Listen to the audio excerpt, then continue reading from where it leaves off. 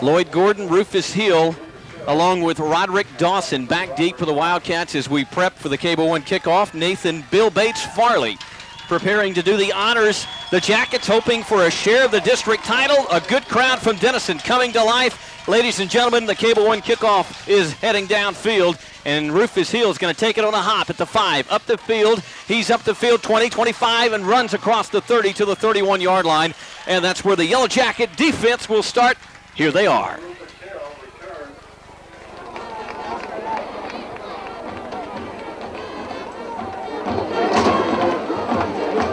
First down, 10 Cats on the 33.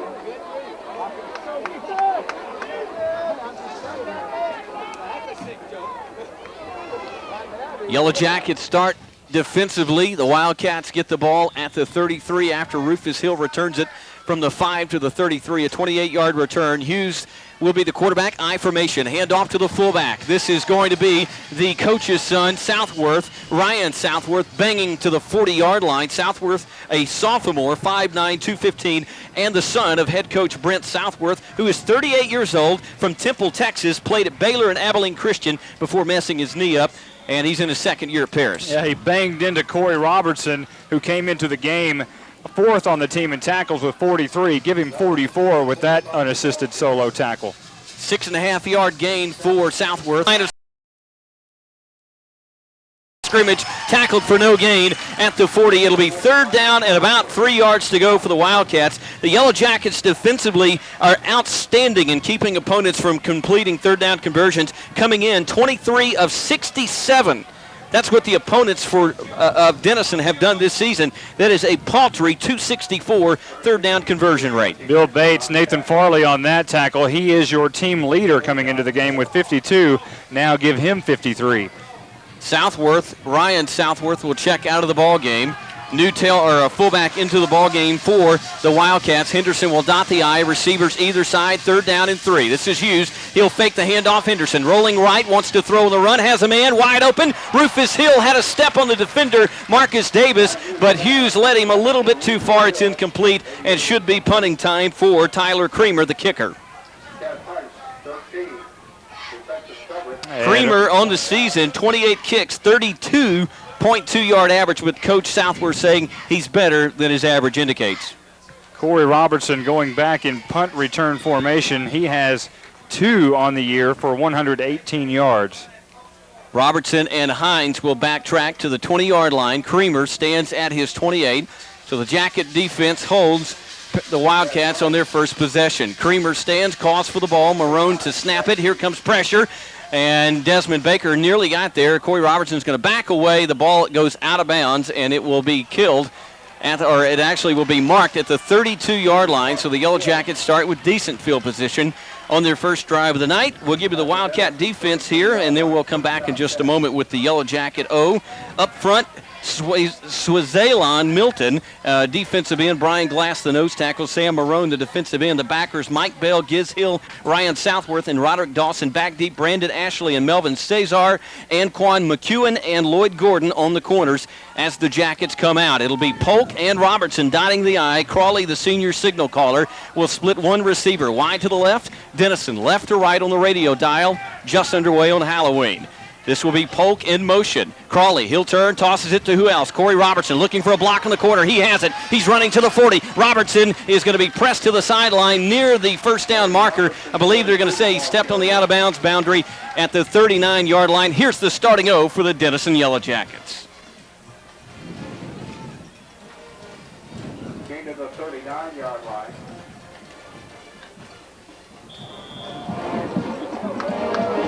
Second down, 3.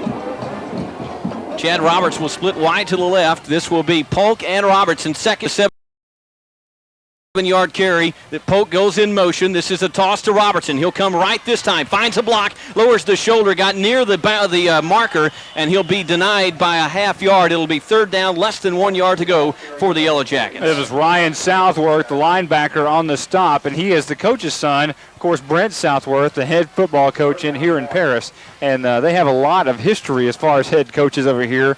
Raymond Berry, senior, is who the athletic field house is named after. Not the legendary Raymond Berry, but his father, the all-time winningest coach here. Robertson on 3rd and 1, looking to get outside, has a hold to the 50. Robertson lowers his shoulder, 45, tripped up as he crossed the 39. It was literally the last man to stop him, or C-Rob would have taken it to the house. He gets all the way inside the Paris 40 as Melvin Cesar makes the stop. And Melvin Cesar does make the stop, and it was a great run off right tackle behind Matt Jones off that right side. Anthony Hines will now come into the ball game after that 20-yard Robertson run. Robertson limping noticeably as he comes to the near sideline. Racy Guess saying, "You okay?" We'll think he's just still nursing that high ankle sprain. Means and Hines in the jumbo package. This is Hines getting the toss, 40, running outside, 35. He's to the 30, tight roping to the 28-yard line. Right on the first down marker, he'll be about a half-yard shy. Well, they got a great block from his quarterback, Will Crawley, busting it up through the hole behind right tackle. Also, Vincent Rhodes pulling from his left tackle position, coming all the way across the field, and lead blocking for Anthony Hines there. Hines showing some of that 4.4 speed that he possesses. Remember last week, the recipe early on was Robertson getting big yards, Hines capping it off with 3 touchdown runs last week. This is going to be Mario Polk rumbling ahead inside the 20 to the 21. It's a first down for the Jackets, and the Big O continues to chew up the turf here in the first drive of the night. So far, 6 plays on this drive. Corey Robertson not yet back in the football game, standing on the sidelines as the team gathers around, and now the play will be run in by Jeremy Kimbrell. Robertson, of course, was nursing the high ankle sprain that he suffered against Carroll, and then he had a knee tweak a couple of games later. This is Hines running left, looking to get outside 20. He's got room, 15. Hines to the 10, 5. Stick it in the end zone. Put it on the scoreboard. Anthony Hines goes in from 22 yards out. It's a Yellow Jacket touchdown with 8:56 to go in quarter number 1. Anthony Hines running off left tackle behind Vincent Rhodes and company over there, and a great nice open field. He made one cutback towards the middle of the field, and it was his 4.4 speed that capped off that touchdown. Fink standing in the swinging gate. He'll break the gate, and Nathan Farley, 35 of 37 in the PAT department, will look to add yet another one. Grimes to snap, Fink to hold, and Farley to kick the PAT after the Hines TD run. Good snap, good hold, and Farley has split the uprights. 8:56 to go. Halloween night. The first treat goes to the Yellow Jackets. They lead 7-0. We're back on Katy Country after this Denison Yellow Jacket timeout. Gordon, Henderson, and Dawson back deep. Another Cable One kickoff. Nathan Farley will do the honors for the second time tonight. It's a squibber. It'll bounce up, and Rufus Hill has it bounce. He's going to pitch it back. Henderson, 20, a lateral. Henderson running ahead, breaking free to the 40, and he's tackled from behind. Matt Fink got him, I believe, at the 46-yard line. Rufus Hill fielded the ball on one hop at the 20, turned around, pitched it, lateraled it to Jesse Henderson, who burst up the middle. And if Fink doesn't make that stop, we might have a tie ball game, Monte. Yeah, boy, Henderson has He has a great first step. Let's do an American Bank of Texas scoring drive recap real quick. 6 plays, 68 yards for the Yellow Jackets, ended on a 22-yard touchdown by Anthony Hines. It is now 7-0. Denison on top, 8:47 left to go in the first quarter.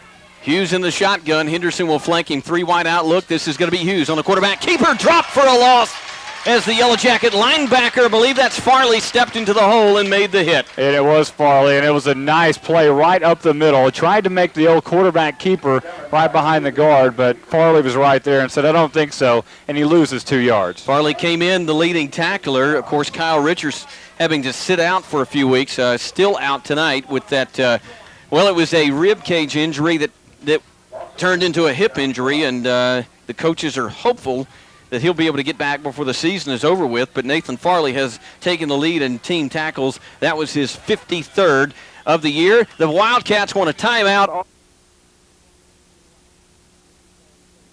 2 wideouts to the right, and this is a draw play to Henderson. He's hit behind the line of scrimmage, dropped for a loss at the 40. You said he's got a good first step, Monte. That's the key, is to stop him on the first step. Yeah, well, he got that very first step and went down immediately by Bryce Woolard. And Woolard in for Josh Vaughn on the defensive end and made a nice play right up the middle.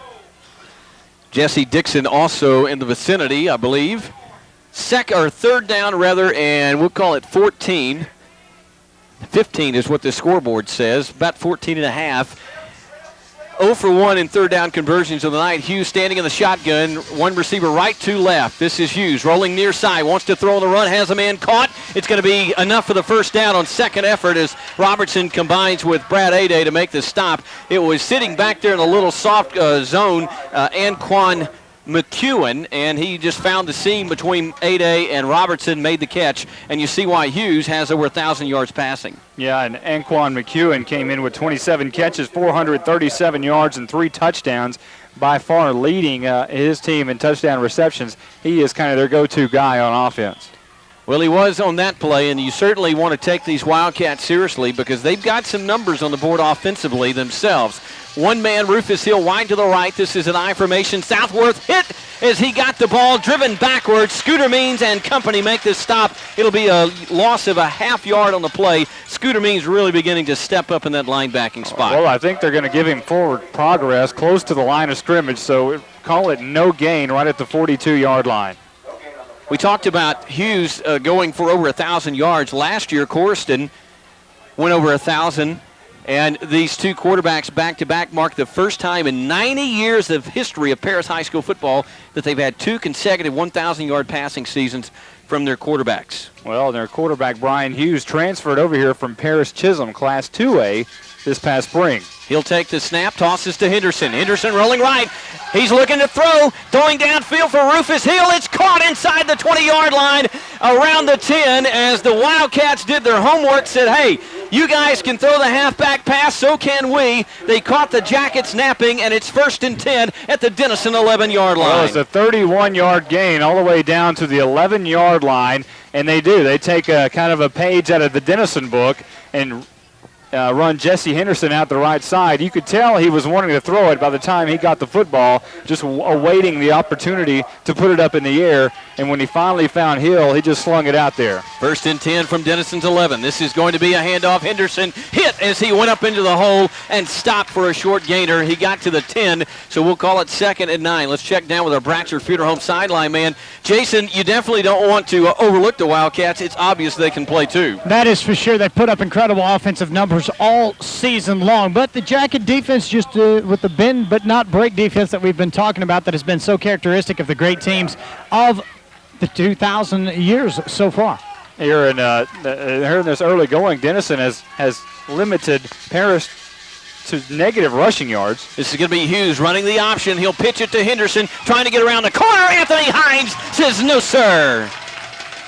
Brings him down right at the 10-yard line. A great job of running from the to the sideline to cut him off from going around the corner, and he made the stop right at the 10. Call it no gain. But just as we're talking, Paris has not been able to do anything running the football yet. They have gone backwards, as a matter of fact. The only way they've been able to pick up yards is by throwing the halfback pass and by throwing it downfield on Brad Ade a moment ago. 1 out of 2 in third down conversions tonight. The Wildcats face another one. 3rd and 9 from the Denison 10. They trail 7-0. 5 receiver look, empty backfield. Hughes from the shotgun. The ball is loose on the ground. He will step up, run inside the 10 to the 9-yard line. I think that may have been a design play because the center, it looked like, rolled the ball back on the ground to Hughes, trying to get the defense to break down. Hughes picked it up and ran off right tackle, but Vinny Rhodes right there to make the stop. It's 4th down and 8. Not sure if it was designed or not, but it was a horrible snap as it rolled to him,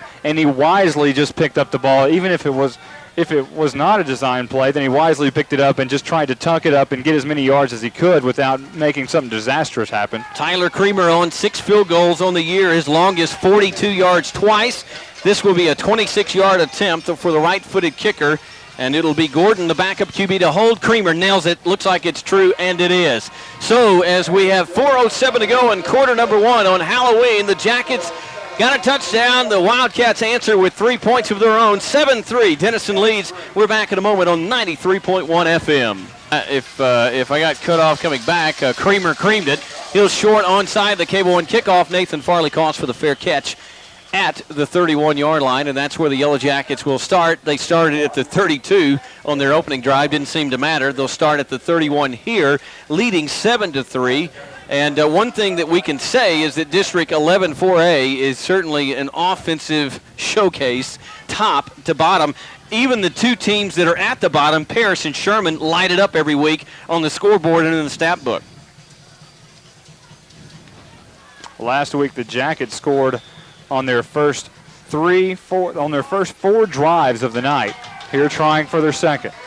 Robertson, the tailback, poked the fullback, one wide out to the right. This will be a man in motion, Vinny Rhodes, and it's going to be Robertson getting the toss, coming near side. Cuts it up, look out, 40, 45, he could be gone. Robertson, 40, 35, made a great cut to the 20, a foot race to the goal line, to the 10, to the 5. Can you say, stick it in the end zone, put it on the scoreboard, 68 yards for Corey Robertson. Oh, it was a great cut at the 20-yard line. He was going to be run down in the back by Lloyd Gordon, but he made a nice cut to his right, made Gordon circle around. It was a sprint to the pylon on the right side of the end zone, and Corey Robertson won it. His third longest run of the season, that is, as Robertson gets touchdown number 22 of the season. And once he hit the line of scrimmage, it was all over. It was a great play call. Vinny Rhodes coming right, and the Wildcats thought, yeah, we saw this last week. It's a two-point conversion, and it's going to be Robertson. Did he get in? Yes! A flag down. We'll hold and check the call, but Robertson got the two-point snap in the swinging gate, and the Jackets appear momentarily to have a two-point conversion. We'll wait and see what the indication is. Let's check down with our Bratcher Funeral Home sideline man. Jason, any indication? Not yet, but the way the defense is pointing towards Denison, and Nathan Farley's telling the troops to come back out. So it'll be interesting to see probably some kind of hold situation right here. Yeah, that was the indication. So that's going to turn a gimme PAT into a field goal. And it is Halloween night, and we do expect to see some wild and crazy things perhaps. Nothing as crazy as a couple of years ago with Pumpkin Morgan against the black and orange Burt Burnett, though. Yeah, that was pretty wild several years ago. This is a 30-yard extra point for Nathan Farley after the penalty, the holding penalty against the Yellow Jackets. Grimes to snap, Fink gets it down, and Farley has put it right through the middle, and he cost the Paris taxpayers some money right there. 14-3, 3:52 to go in the first quarter as Corey Robertson goes 68 yards. We're back after this Yellow Jacket timeout. Well, Corey Robertson and Anthony Hines have, we call them shock and awe, and they've shocked and awed on Halloween night so far as they've both taken it in from a long way out. Robertson just took it from a long way out for the 22nd time this year. He's on the scoreboard. On the Cable One kickoff, it is a short poocher that's going to be taken by an up man at the 24, fair catch. Let's pause 10 seconds for station identification. You're listening to the Next Media Radio Network.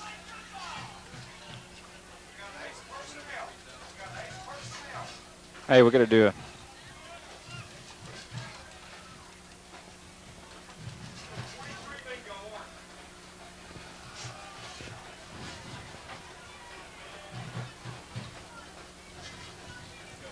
Jackets off to the races. Monte, here's the drive recap, courtesy of American Bank. Well, this one's real quick. One play, 68 yards. That's what it was. Corey Robertson on the 68-yard touchdown. New score, 14-7. Denison on top, 3:51 left to go in the first quarter. Henderson runs into a pile of yellow jerseys. Vinny Rhodes is, along with Bill Bates Jr., Mr. Nathan Farley chairing that committee. It'll be a no-gainer, actually a gain of a half yard. So the Wildcats face second down and a long 9. 3:33 and counting in the first quarter. 14-3, the Jackets lead, and some history continuing to be made, courtesy of Corey Robertson. Well, they went over the 3,000-yard mark for career rushing on that play, on that 68-yard touchdown run. So congratulations to the offensive line. This is going to be this is Hughes on the quarterback keeper. He's going to throw it out. Rufus Hill has it at the 28. Looks for blocks. What a great open field tackle. It's not going to be in time to stop the first down. Robertson, though, grabbed a handful of jersey, or Hill might have been off to the races himself. It was a nice job by Robertson getting through his blocker because he had a guy there trying to shield him away from Hill. And Robertson just kind of slung him out of the way and brought Hill down at the 33-yard line. Malcolm Allen looked like he might momentarily have his fourth sack of the season before Hughes eluded him. And It'll be a new set of downs, 1st and 10, 2:58 to go in the first quarter. 14-3 Denison leads. This is Hughes. It's going to be a reverse. Rufus Hill running right. He's got a lot of daylight. Corey Robertson, the lone man to beat. Hill trying to find blockers. He'll cut it back himself. Still running. Hill could be gone. He'll break tackles inside the 10-5, and he'll be down to the 1-yard line. He is down at the 1. It was a busted play by Marcus Davis on the reverse right at the line of scrimmage. Davis totally bit on the reverse, came up and was trying to actually fight off a block. You don't see Corey Robertson unable to fight off a block downfield very often, but that's what allowed Rufus Hill to spring from the 40 all the way down to the Yellow Jacket 1-yard line. It will be 1st and goal after a 64-yard wide receiver reverse to Rufus Hill. The Wildcats trail 14-3, but they're trying to close that. 2:38 to go in the quarter. It'll be Southworth and Henderson behind Hughes, the quarterback. 1st and goal from the Yellow Jacket 1. Hughes sets his offense. Too tight set. He'll hand it off to Henderson. Henderson is into the end zone. And the Wildcats need only 3 plays themselves to get back on the scoreboard. And so if you had any indication that the Yellow Jackets would turn this into an early rout, that is not going to be the case, as the Yellow Jackets have gone to sleep twice tonight on trick plays. A halfback pass from Henderson to Rufus Hill set up a field goal, and a wide receiver reverse to Rufus Hill set up the Henderson touchdown. With 2:28 to go in the first quarter, 14-9. The Wildcats awaiting a PAT. It is Clayton McDonald in. That is not their usual kicker. We'll see if they have some kind of trickery on, because it is not Creamer, their normal kicker. It is Clayton McDonald. They'll take a timeout. We'll keep it here. 2:26 to go in the first quarter. Creamer has been the kicker of record every game for the Wildcats, but it is not Creamer in the ball game on this kick. It is Clayton McDonald, a 5'8 senior. So we'll see if Gordon, the backup quarterback, if they have any kind of trickery on. Probably not. Yes, they do. Gordon will come up under center quickly. They'll break the formation of fullback. That's Southworth. This will be Gordon running the option to the left. Looks, throws, it's caught, and the 2-point conversion is successful. 14-11 with the usual treats for Denison, trickery for Paris. 14-11 is the lead as McDonald puts the foot into this one, and Robertson is going to take it at the 29 on the Cable 1 kickoff. Looks for daylight. 40. Robertson, he'll cut it back. 45. He found a block across the 50 to the 48, but a penalty marker laying at the 44. Let's check with our Bratcher Funeral Home sideline man. Where that's at, looks like it's coming back. It definitely does, and after the past couple of plays, it's starting to be deja vu on the flag field, that's for sure. Yeah, you know, the Jackets came into last week's game only averaging 4 penalties. That went up to 5 after last week's contest. They've got 2 in the first quarter. Here's an American Bank of Texas drive recap going the wrong direction. Well, and this wasn't very long either. Only 4 plays for the Paris Wildcats on 77 yards as they strolled down on that Rufus Hill end-around reverse to the wide receiver. Took them down to the 1-yard line, and that's where Jesse Henderson strolled in to bring our new score 14-11. Denison on top. 2:16 left to go in this first quarter. Corey Robertson will get a breather, and it'll be the 34-yard line. It has not mattered on the Yellow Jackets' 2 opening possessions as they've taken it 68 and 68 yards to the house both times. Hines the first TD, Robertson the second on a brilliant 68-yard run. Hines will be the tailback to start this series. Polk will be the fullback, Hines looking for blocks, gets outside 40, Hines 45, he cuts back to the 50, he's still going into Wildcat territory to the 42-yard line, and I'm telling you what, we talk about track meets, the Wildcats have shown they cannot, at this point, stop the Yellow Jackets. Well, they haven't yet. Denison has scored on 5 consecutive series going back to last week. And right now, Anthony Hines, shock and awe, are big time in the picture in this football game. Corey Robertson itching to get back in the game, but he'll sit out one more play. A new first down at the Wildcat 42, 14-11. Denison leads, 2 minutes and 1 second to go in the first quarter. Polk and Hines, it'll be Polk on the carry. He runs left into a pile of blue jerseys, disappears around the 40, and it'll be a short pickup for Mario Polk. We call him Super Mario. 2 weeks ago against Greenville, Super Mario went for 142 yards against the Lions, including a spectacular 70-yard TD run. Well, the defensive end, Eric Gilbreth, was keying Hines the entire time because he had Mario Polk run right by him before he even knew it. Chad Roberts splits wide to the left. Robertson, the tailback, Polk, the fullback. This is going to be Robertson. Deep handoff running right. Look out, lowers his shoulder across the 30 and has another first down. And it is another 10-yard gain for the Jackets. Robertson approaching 100 yards already. He's already over the century mark. Again, the third straight week in the first quarter alone. And they mark him down at the 29. He lowered his head at about the 35 and took about 3 or 4 Wildcats with him. And I tell you what, when this guy lowers his head, you better watch out because there's a great commotion about to happen. Scooter Means checks in, but Mario Polk will stay in the game, so the Jackets will come out with a jumbo set.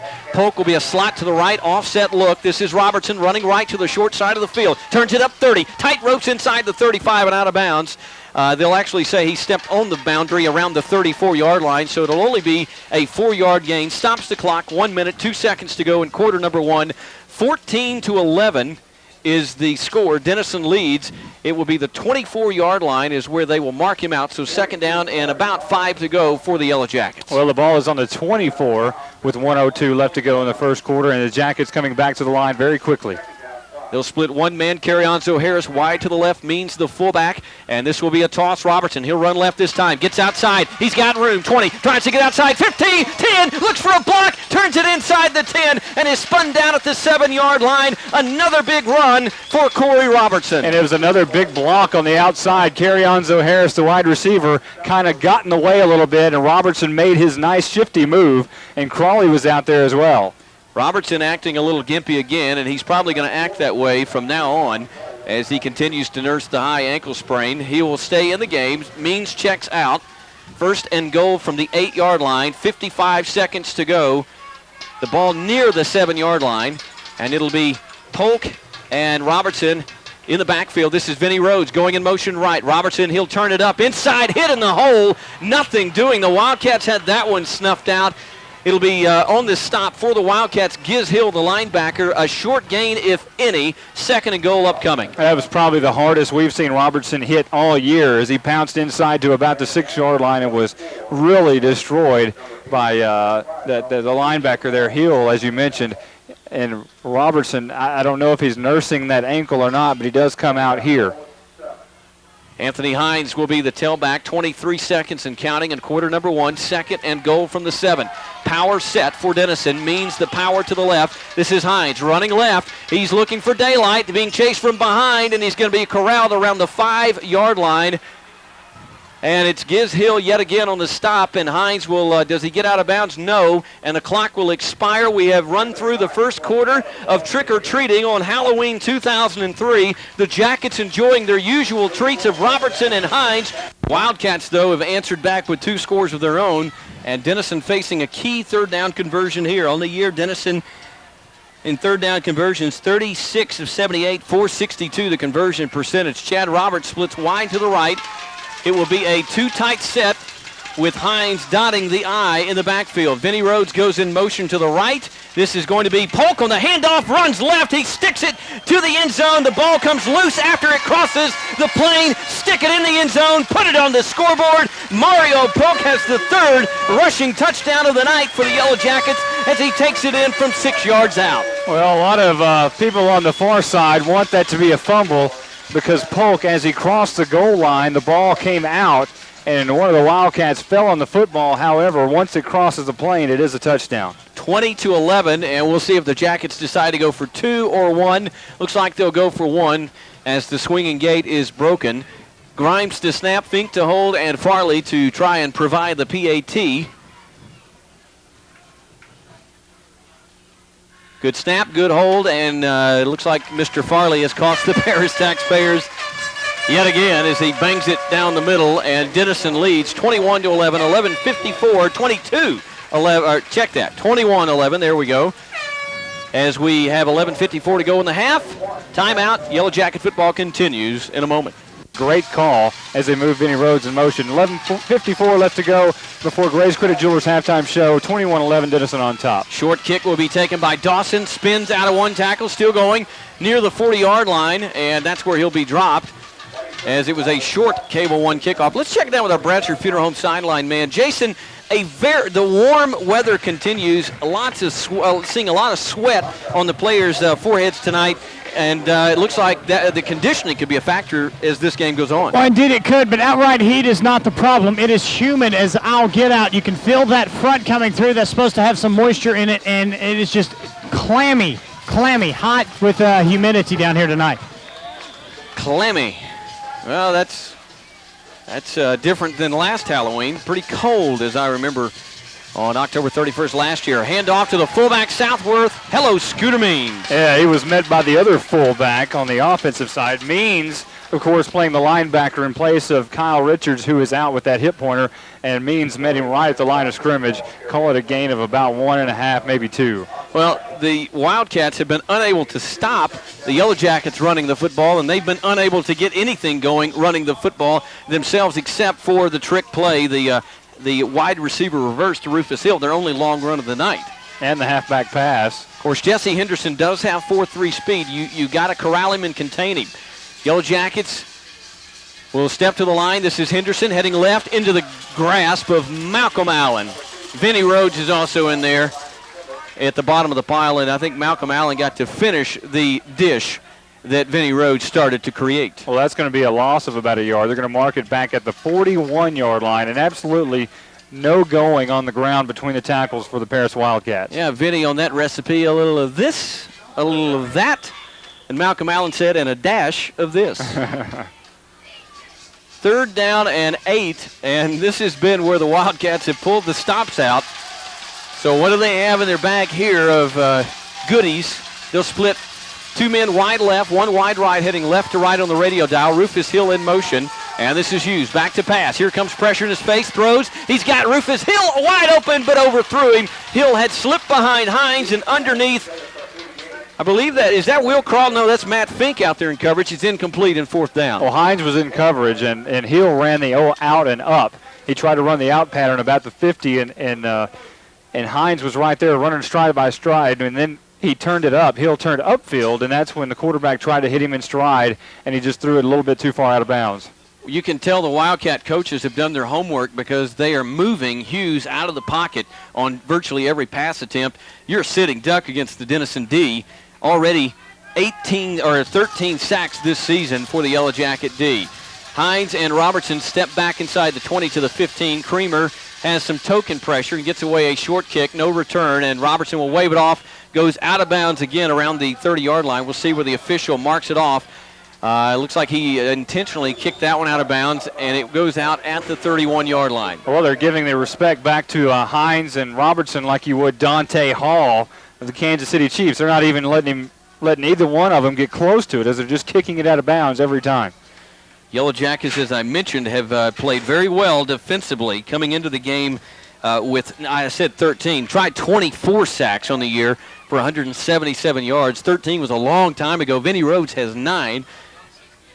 They haven't had a sack tonight, but the offense has had plenty of action tonight. They've taken it 3 times to the house. They'll have to go 69 this time. This is Robertson heading to the left, spinning out of a would-be tackler's grasp and picking up a cool 7 yards on 1st down. 138 yards rushing now for Corey Robertson on 9 carries, a touchdown. Hines right behind him, 4 carries, 56 yards. Before that carry, or Denison now with that carry, Monte, 210 yards rushing, and we got 9:49 to go in the half. Yeah, you mentioned Hines and Corey Robertson both have a touchdown. The other one went to Mario Polk, the fullback. Well, the Yellow Jackets stop the other offense for the first time tonight, for the second time actually. And we'll see if Denison can take it and do something with it offensively again. Handoff Polk. He's coming left, 40. Polk running outside, stiff-arming, 45, 50. Down the sideline to the 40, and slung out of bounds at the 35-yard line. Nice stiff arm from Super Mario as he was trying to elude a would-be tackler. That was Melvin Cesar, and he gets an extra 15 courtesy of the stiff arm. Well, a 32-yard run there by Mario Polk on the inside trap, and he really had that stiff arm, a la Corey Robertson, stuck it right in the face of one of the defenders and made a nice run right down the sideline as he was running the tightrope, finally knocked out of bounds about the 35. Boy, the Jackets are so well coached to do those things. They do it textbook perfect. Polk the fullback, Robertson the I-back. He'll get, it's a fake, it's a reverse to the tight end, Vaughn to the 30, 25, Vaughn to the 20, 15, and push out inside the 10. Tight ropes down to the goal line, but they'll say he stepped on the boundary at the 10-yard line. We'll call it first and goal as Josh Vaughn gets carry number 5 of the year. Well, it's a 25-yard run. Denison moving from right to left on the radio dial. The tight end lined up on the far side. Josh Vaughn took the handoff across the middle and was strolling down to the near sideline, and he just stepped out of bounds. A lot of people here in the stadium thought that he had actually made it in the end zone, but they just marked him out right at the 10-yard line. Chad Roberts splits wide to the right. First and goal, Denison from the 10. They lead this game 21-11. Power look for the Yellow Jackets. Too tight set. Handoff Robertson running a big hole inside the 5 down to about the 3-yard line. Second and goal from the 3 is Robertson Powers for another 7-yard line. Well, there's a massive hole on just about every play that Robertson runs. Hoekstra, the right guard, Matt Jones, the right tackle. There was a tremendous gaping hole that anybody could have run through on that right side for that play. They'll actually credit Robertson to the 2-yard line, so an 8-yard pickup. Second and goal from the 2. Robertson looking for his second rushing touchdown of the night. He took 168 earlier in this game. Power eye, too tight set. Robertson handoff left, leaps to the goal line, stick it in the end zone, put it on the scoreboard. He went 68 the first time, had to go a whole lot less the second time, but Corey Robertson has hit pay dirt yet again, and the Jackets begin to expand the lead, 27-11, 8:33 to go in the first half of play. Robertson just running over the actually the left side, the left guard there. Gary Wetz, the center, and Vincent Rhodes, the left guard, just running right power over him, dove over the top of Rhodes and got in. That is Corey Robertson's 23rd rushing touchdown of the 2003 campaign. Farley awaiting a Grimes snap. Fink to be the connection between the two. The snap is down. The kick is on the way, and it is good. Timeout on the field. 8:33 left in the first half. 28-11. The Jackets get more. Yeah, they do. Corey Robertson scores for the 37th time in his career, passing DeJuan Gentry on the all-time list. It was a 2-yard variety. The Denison Yellow Jackets went 5 plays on 69 yards and scored. Our new score, 28-11. Denison on top. 8:33 left to go before half. Squibber on the Cable One kickoff from Nathan Farley, returned by the up man. That's Andrew Rowland, and he'll get to the 39-yard line, and that's where the Wildcats start first and 10. Let's check down with our Bratcher Funeral Home sideline man. Jason, hard to believe we're in week 9. Of course, the big game, we're not even going to talk about it until this one's done. A big game looming next week. Denison wanting to win out and claim an undisputed district title. Indeed we are. It seems like the season has just flown by so far, and I guess that's how it is when you're winning. It's time certainly flies when you're having fun. Monte tried these numbers on for size. Denison has yet to be stopped on the ground, and really it's been about the same. It's been a cookie-cutter drive every time, and we'll let you give those numbers in a moment. Hughes will step back into the shotgun. Henderson beside him now. Hughes will step up to the line. 2 wideouts to right, 1 to the left. Hughes, quick drop, 2-step drop. He throws. It's complete on the slant route. It is Anquin McEwen on the reception, and he'll get a first down to the 48. Brad Aday on the coverage right there and made a nice stop, but that could have gone a long way. The drives we were talking about tonight for the Yellow Jackets all have gone about the same proximity. The first drive was 68 yards on 6 plays. The second was 68 yards on the 1 run by Rob, and then 66 yards on 8 plays, and then 69 yards on 5 plays. So just about the same type of drive every time, and now they have 7 consecutive scoring drives going back to last week. Yeah, the question tonight is, can who stop who the most? The Yellow Jackets have stopped the Wildcats twice. The Wildcats stopped themselves on that first down play as there was some movement on the interior line. You mentioned Aday making the stop. Brad Aday's had a fine season, 21 tackles, 2 interceptions for the Yellow Jackets, and he'll clap his hands as the Wildcats will back up. I believe that is their second.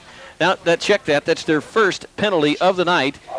And we got 8 minutes and 4 seconds to go. Hard to see the scoreboard from this old-style press box. 28-11 is the Yellow Jacket lead. Almost have to stick the head out the window. It's a throwback to the way Texas high school football used to be. Looking back, Denison has scored on 9 of their last 10 possessions. Hughes from the shotgun. Henderson to his left. High snap. Hughes reels it in. He'll throw. It's going to be complete. Henderson out in the flat. Has it around the 45, and he will skitterbug his way to the 43-yard line. Check that. Not Henderson. He was in the area. It was Anquan McEwen again, and that's his second consecutive grab.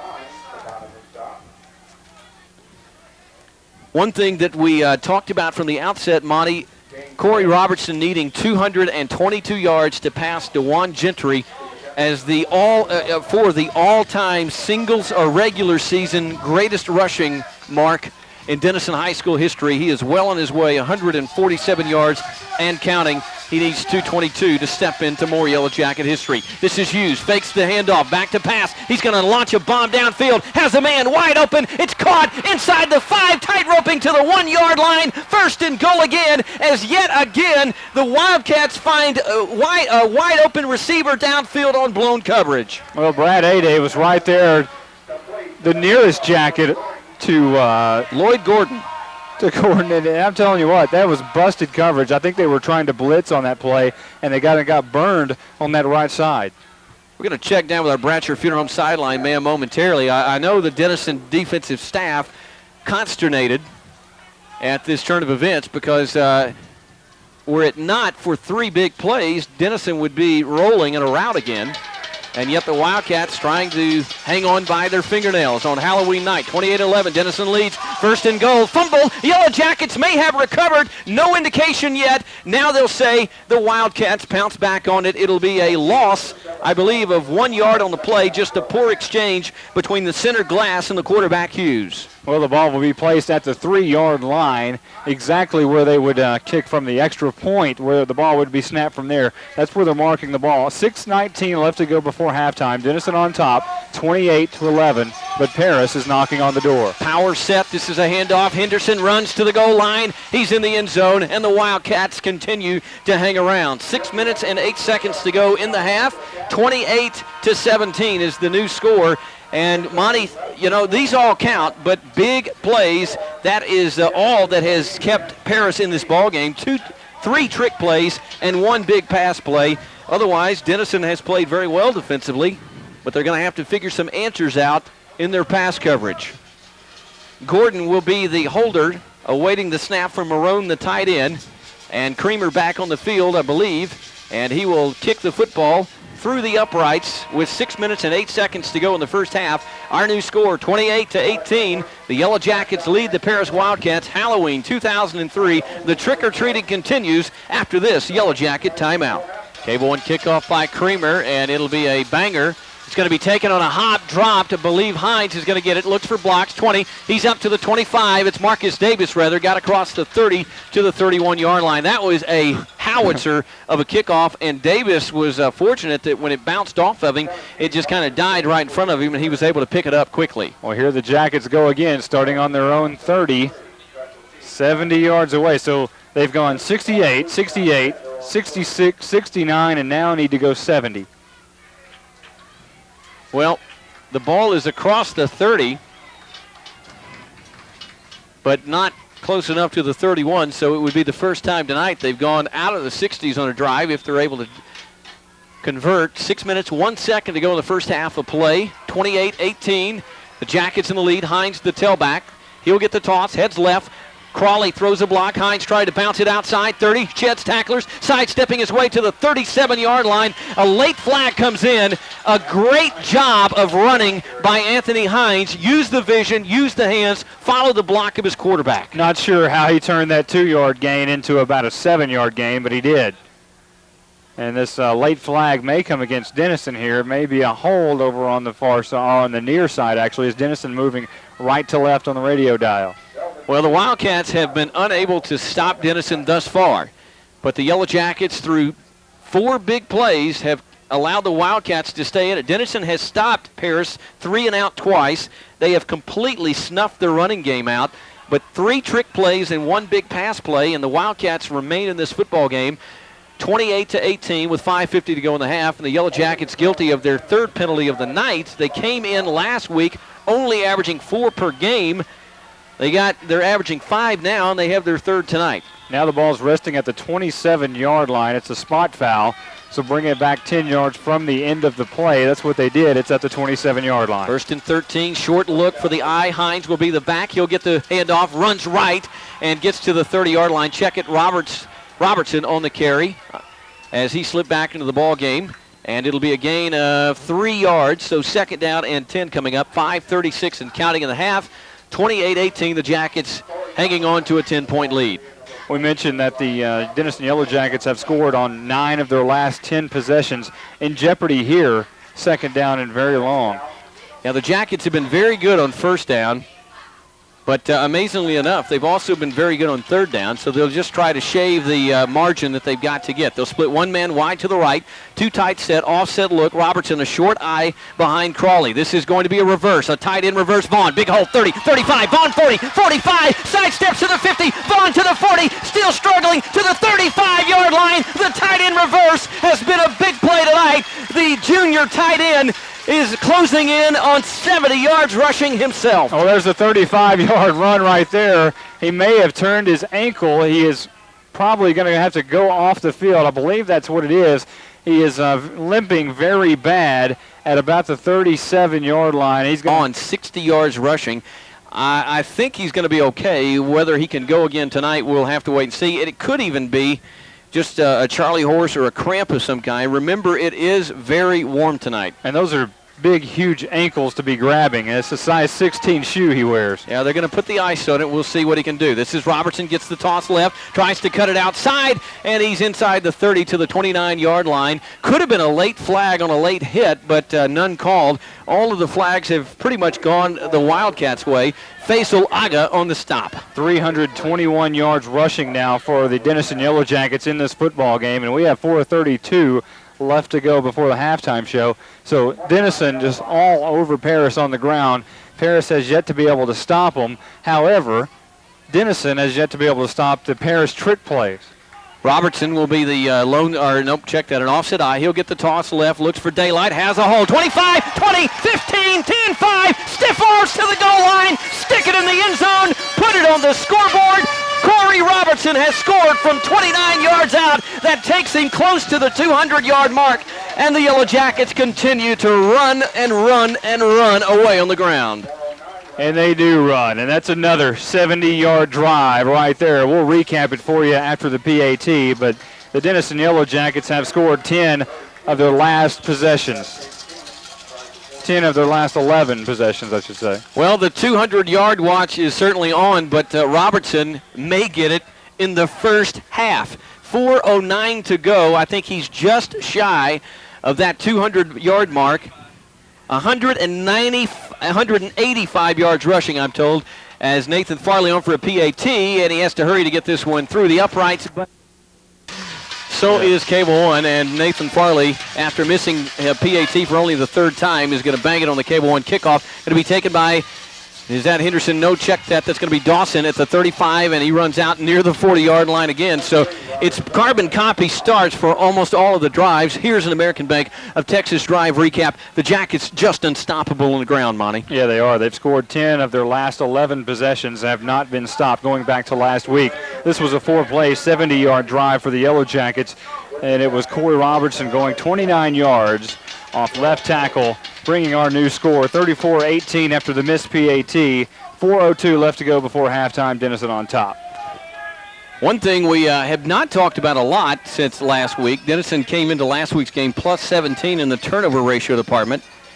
They dropped that last week to plus 16. No turnovers tonight for the Jacket D. Hughes in the shotgun. Looks, now he'll go down, almost sacked. The ball almost intercepted. Hughes eluding the grasp of 2 Yellow Jacket defenders. Well, Scooter Means was back there in the backfield trying to make the sack on the quarterback. As he was going down, he chunked the ball right at Jesse Henderson. It was kind of too hot for Henderson to be able to catch, and it went for naught. And to be honest with you, it could have been picked off. Yeah. It was an ill-advised throw by the quarterback. Yeah, Desmond Baker was closing very quickly on that ball and the defender, and it was incomplete. 2nd and 10. Henderson will flank Hughes. 3 wideouts to the right, 1 to the left. The Wildcats trying to climb back in it yet again. This is Hughes, calls for the ball. Looks, has time, steps up, throws it deep. This time, great coverage deep by Brad Aday and the Yellow Jackets, and no chance for Anquan McEwen on that one. Yeah, and you said it. Brad Aday was stride for stride. Desmond Baker in the ball game as well, playing that outside linebacker. He is kind of floating out there now as Paris, knowing that they can't do anything on the ground and trying to come back in this football game, down by 34-18, down by a truckload. They're going to have to try to pass the ball, and they're putting 5 receiver sets out on each play. Paris and Sherman literally technically fighting for their very playoff lives tonight. The Wildcats, you know the score here. They trail 34-18. Sherman and Greenville. Greenville had led 21-7, but the Bearcats have stormed back to tie that one in the second quarter, 21-21. Sulphur Springs 7-0 lead over McKinney North.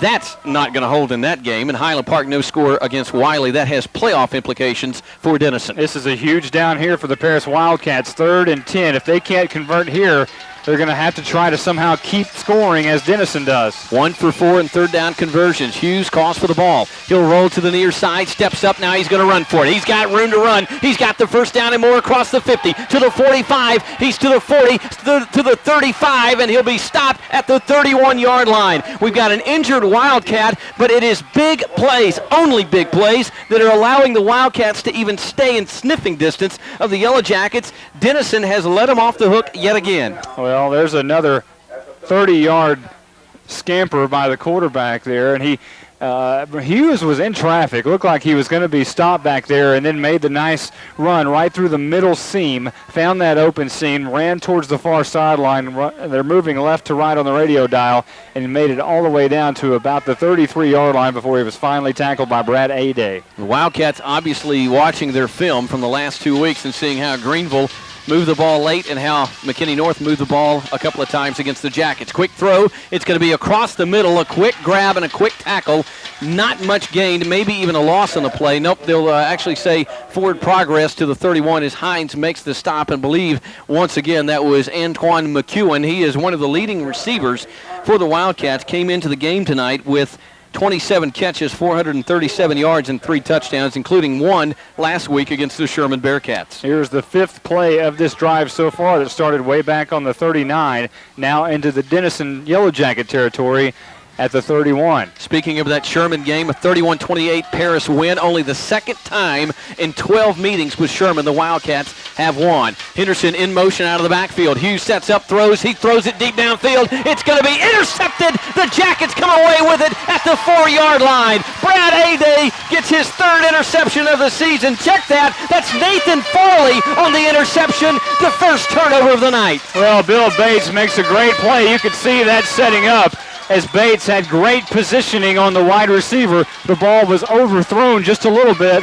and Bates was out there. I should say Nathan Farley is his real name, but he had great positioning, went up for the football and came down with it. The Yellow Jackets now have the ball at the deepest point that they'll start with tonight at the 3-yard line. Let's chat with our Bratcher Funeral Home sideline man. Was that as spectacular from eye level as it was up here? Definitely it was, and Nathan Farley is the most excited I've ever seen him on any play. The coaches were admonishing the defense, hey, we need a takeaway before they went out on that series. First interception of the year for Farley. Believe it's the first of his career. Robertson stands 2 yards deep. He'll get the handoff, runs straight ahead, out across the 10-yard line to the 11 as Denison starts 1st and 10 from the 3-yard line. So they've taken it 68, 68, 66, 69, and 70. They'd have to take it 97 this time to keep the streak alive in this game of scoring on every possession. 2:19 and counting in the first half. And the way Corey Robertson and Anthony Hines can run, it's certainly not out of question that the Jackets could do it again. 192 yards and counting for Corey Robertson. Remember, he only needed 222 to become the all-time regular season rushing leader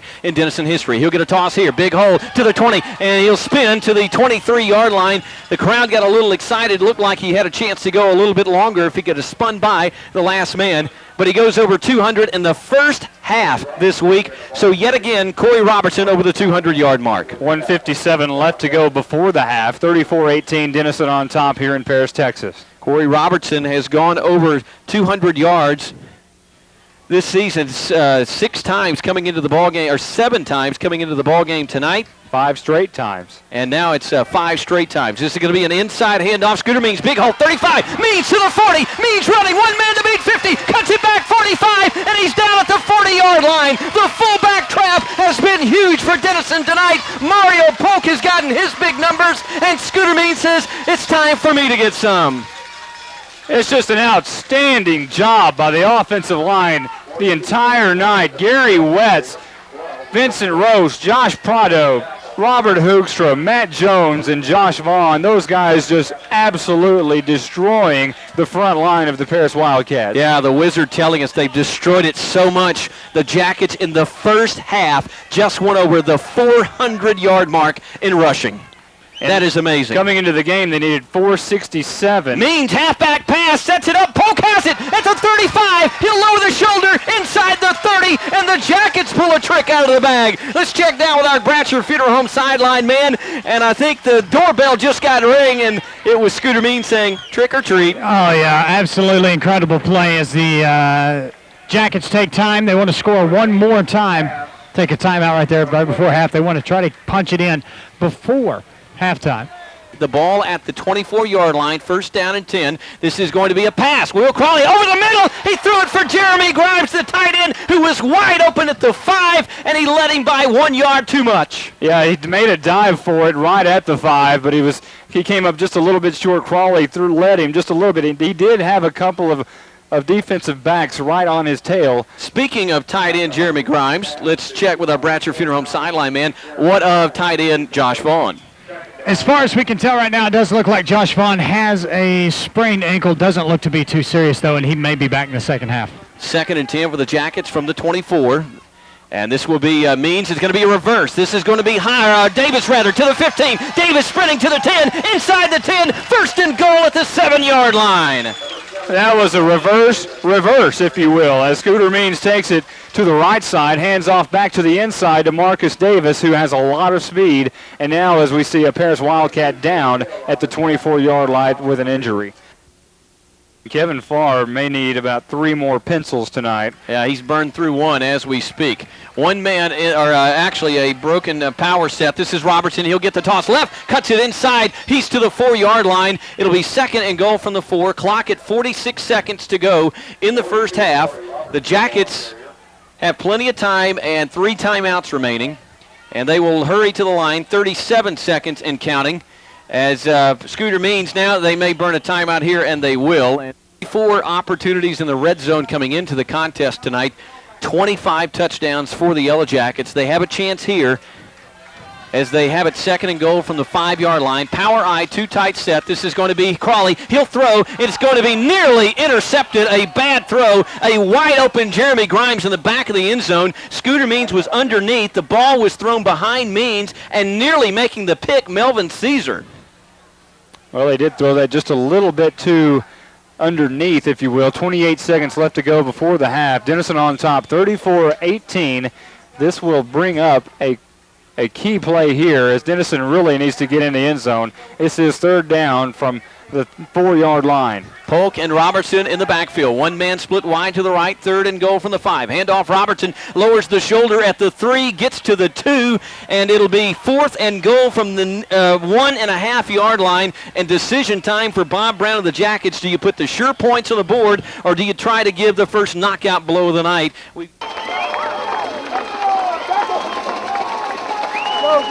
Back on the field, 4th down goal, Denison at the Cat 5.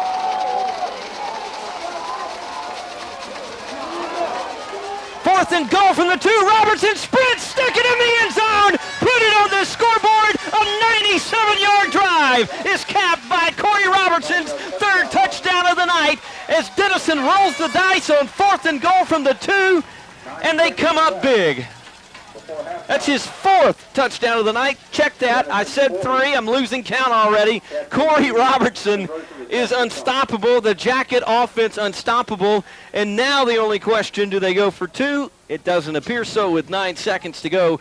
Denison came into the ball game averaging believe this or not, folks, averaging 42.8 points per game. They got 40, and they're looking for 41 here. Farley for a PAT. It's long enough, and it is true. 41-18, 9 seconds to go.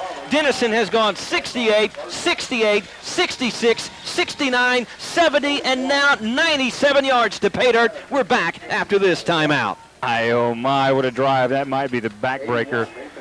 Onside kick, the Cable One kickoff. Denison may have recovered. Check that. It's going to be the linebacker for the Wildcats, Brandon Ashley, and I thought that Nathan Farley had a chance to recover his own onside, but Ashley got it on a high hop, and it'll be the Wildcats football at the 50. They got 8 seconds to go, and they've obviously proved they can throw it. Now finish your drive recap. In the middle of the American Bank of Texas scoring drive recap, we had a 10-play, 97-yard drive, and it was a 1-yard touchdown by Corey Robertson, his 4th of the night. Brings our new score 41 Denison, 18 Paris, and we have 8 seconds before the Grades Credit Jewelers halftime show. And at the conclusion of the first half, fans, don't go anywhere. Our very own Jason Smith has a great story you'll want to hear. This is Hughes with 8 seconds to go. He'll step up, and he's sacked for the first time tonight. I believe that's going to be credited as a sack. Jesse Dixon got him at the line of scrimmage, and he is a half-yard behind, so that should be a sack depending on the spot. And that will not be the final play of the half. I think they've called a timeout. Hughes with 2 seconds to go. 3 wide outs to the right, 1 left. And here comes the blitz. Look, Willard nearly has him. He got free. Hughes did. He's going to tuck it, and it's going to be Matt Fink. He'll stop Hughes after a 3-yard gain, and that will conclude a wild first half of play.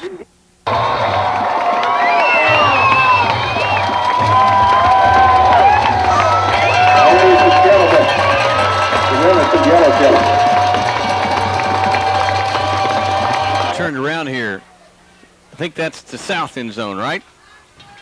Nope, there it is. Okay, I knew we'd completely turned around. I knew we'd gotten turned around somewhere. The Jackets will take the north end zone. As we told you, they won the opening toss, deferred the option to the second half, and Will Crawley says, we want the football. They'll take the north end zone and head right to left on the radio dial. Creamer on the Cable One kickoff, and he's going to bang it deep, and it's going to go over everybody's head and out of the back of the end zone. Probably about the wisest thing that the Paris Wildcats could do, because you don't want to give Marcus Davis, Hines, or Robertson a chance to return it. Denison has gone 68, 68, 66, 69, 70, and 97. If they're to keep the streak alive of scoring on every possession tonight, they'd have to go 80, as they'll start 1st and 10 from the 20-yard line.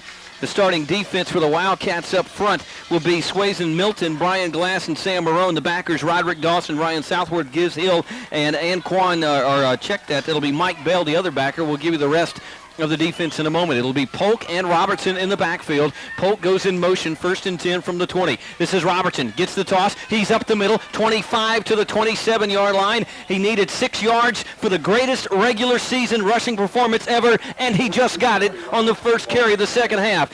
Corey Robertson has electrified Denison fans from start to finish, and he sets history on that 7-yard carry. Move over. Prime time. Here's Corey Robertson, 2. 2nd and 3 from the 27. 11:32 to go in the third. It's going to be Robertson again, heading outside, and he's going to lose a yard. Yep. Here we go back again with prime time. So now he's tied with prime time for the career rushing mark, but I don't think that that'll stand too much longer. Actually, Anthony Hines is going to check in. Well, they gave his forward progress back to the 26, so he still stays a yard into the record books as the greatest single-season, regular season rusher in DHS history. Anthony Hines will get it 3rd down and nearly 4 to go. It'll be Polk and Hines, a 2-tight set, 1 man in motion, and it's going to be Will Crawley on the quarterback keeper. Leapt a would-be tackler, got near the marker, and I believe he's going to be short. Let's check down with our Bratcher Funeral Home sideline man. Is the streak over, Jason? Boy, I don't know. Yeah, I'd say so. That's it's a yard short, a little less than a yard short. Jackets will play it safe here. Well, Josh Vaughn sitting on the bench. Remember, he's the Jacket punter, and it looks like it'll be... Looks like Robert Hoekstra. Robert Hoekstra will punt the football. That'll be his 3rd punt of the season. Hoekstra came in with 2 kicks, a 33-yard average, and he will step back at the 18-yard line. The Wildcats have 3 men back deep, kind of an umbrella-type coverage, no pressure. And Hoogstra gets an end-over-end kick that's going to take a Denison roll, and everybody will have to back away from it. It will be downed at the 28-yard line. So Hoogie, as they call him on the practice field, did a nice job there. Well, that's the first time they have punted all night long, as they have scored on each of their first 6 possessions tonight. Not that time on the first drive in the second half. 9:58 left to go, third quarter. Denison on top, 41-18. Well, the one thing that you have to do is you have to credit Brent Southworth and his coaching staff. Not only did Denison go into the locker room trying to make adjustments, the Wildcats also tried to do that, and for the first time tonight, they keep Denison from scoring a touchdown. Again, the Jackets lead 41-18, 9:58 to go in the third. Henderson, the deep I-back, the lone man of the backfield, and it's going to be Hughes. He'll play action, comes near side, throws over the middle, has his tight end. It's caught. He's got room to run 50, 45, 40. The tight end down the sideline and driven out of bounds at their 28-yard line. That's Sam Marone, the tight end on the crossing pattern. Well, and he fell underneath the linebackers, Hines and Scooter Means, and he is one big fella. Marone actually goes 225. He's got to be at least 6'2". He is one huge fella, and he scampered all the way down to the 26 is where they're going to mark the football. So a nice gain there. And I think we made this joke last year. It's Sam Marone, not Sam Malone, yeah, of TV fame. Don't sing the cheers anthem there, Lynn. 9:40 to go in the third period of play, 41-18. The Wildcats on the move again. Denison was stopped on its opening possession of the half and stopped for the first and only time tonight, I might add. They were a yard shy of keeping the drive going, and now the Wildcats another big play. This is exactly what we said did not want to happen for the Yellow Jackets here in the second half. Needed to score on that opening drive, did not. Give it back to the Paris Wildcats, and here they are trying to drive to get back on the scoreboard here. If they score here, it'd be 41-25, assuming the PAT, and that could venture to be trouble if that becomes a pattern here in the second half. Yeah, you know, the Yellow Jackets have played well against the run, but it has been big pass plays that have hurt Denison tonight as they've been so committed to stop Jesse Henderson. He will flank Hughes left, then flip-flop to the right. One wide out to the right, 2 to the left. Hughes, a bad snap. He loses it. He'll scramble, tracks it down at the 43. He's hammered, and he gets the ball away. It's complete. I don't know how he did that, but Hughes completes it to Andrew Rowland, and it's a first down. Boy, and give him a lot of credit because he just heaved the ball out there to his left side towards the out-of-bounds marker. He had Desmond Baker right in his face. Baker came flying right at him and almost made the sack, as a matter of fact. Well, I said it was a first down. Now they're going to say he actually stepped on the boundary before he turned it up the field. He was not able to tightrope it down the sideline, which he went out around the 16-yard line. It's a 21-yard completion, however, or check that, it's at the 21. And it'll be second and a short for nearly 3.5 to go. A man in motion, Hughes in the shotgun, and he's back to pass. Denison shows blitz, throws complete. That may be enough for the first down on second effort as Anquan McEwen made the grab, and he's been the leading receiver tonight, and I believe that is going to be third down and less than 1. And Anthony Hines made the stop right there before he was able to get the first down. So this is a big play here for the Paris Wildcats. Well, you know, we talked about time of possession, and the Yellow Jackets didn't have much in the first half despite all of their success, and the defense has been on the field on this very warm and humid night for a pretty long time. Third down, 1 yard to go. Hughes in the shotgun, hands it off. Henderson comes near side. He's hit at the line, and then second effort is going to give him, I believe, the first down. Scooter Means had him behind the line, couldn't hold on. Well, Means popped him right at the line of scrimmage, didn't wrap up. So that's going to be an interesting call where they spot the ball, and I believe it's going to be a first down, and it is. As they place the ball at the 16-yard line, they're going to go ahead and move the sticks, so make it first down for the Paris Wildcats as they're scratching and clawing, no pun intended, back into this football game. 41-18, Denison on top, 8:43 left to go in the third quarter. Henderson, the lone man in the backfield next to Hughes. He'll split to the left. 2 wideouts to the left side, 1 to the right. And now Hughes may be changing the play at the line. A man in motion. He'll call for the ball, 1st and 10. Back to pass. He'll step up. Vinny Rhodes says, Vinny Rhodes got him right at the line of scrimmage. Don't know if that's going to be a sack or not. He's right at the line of scrimmage. It might be a 1-yard gain as he tucked it and ran right up the middle, kind of towards the left tackle area, and Rhodes got him from behind. They're going to say 2nd and 10 officially, so no sack credited to Vinny, who has 9 on the year, was looking for number 10 there. 8 minutes even to go in the third quarter. 41-18, the Jackets lead, but the Wildcats trying to make it interesting yet again. A man in motion. Hughes back to pass. He'll look, throws right into the end zone. It's a fade, and it's a touchdown. It's McEwen yet again. He was on the right side that time. It was just simply a great thrown fade route, and you got to give credit where credit's due. Hughes and McEwen do it again. Yeah, they do. They do run the fade route, and they run it well right at the pylon in the front corner of the end zone. Marcus Davis was running a little bit short of the fade route pattern, wasn't able to get there in time. 41-24, Paris narrows the margin, awaiting the PAT. 7:47 left to go here in the third quarter. Remember, they've already faked one PAT attempt, and we'll see what they elect to do here. 41-24 is the score, and Gordon will settle, and it'll be Creamer to hold. High snap. Creamer gets the kick off, and it's right down the middle. 7:47 to go. Our new score, Denison 41 and Paris 25. We got a shootout going from Noyes Stadium on Halloween 2003. The trick-or-treating continues after this Yellow Jacket timeout. No, this was not the way we wanted to go. 6 plays, 73 yards for the Paris Wildcats. It was a 16-yard touchdown from Hughes to McEwen. 41-25, the Yellow Jackets still on top. Paris trying to chew back. 7:47 left to go, third quarter. Creamer on the Cable One kickoff, taken by Davis. He's up to the 20, 25, still running to the 30, and the Jackets start at the 34-yard line after Marcus Davis returns it out there on the squibber. And the Jackets denied only one time tonight. They scored on all 6 possessions of the first half. They did not score on their ensuing possession of the second half. And we'll see which trend continues. Does Denison continue to dominate the line of scrimmage, or does Paris begin to think they have an opportunity to come back and win this game? Robertson will be the eye back. He'll get the toss. Heads left. Tries to find some blocks. Sidesteps a couple of tacklers. 40. Spinning his way to the 47-yard line, 46-yard line. And if he kept his footing, I say this a lot, Monte, but literally if he kept his footing, he was gone. Well, he did. He spun around a couple of times and made some nifty moves and kept spinning. Looked like James Brown just wiggling out there. You know, the one thing that Corey Robertson has not done is rush for over 300 yards.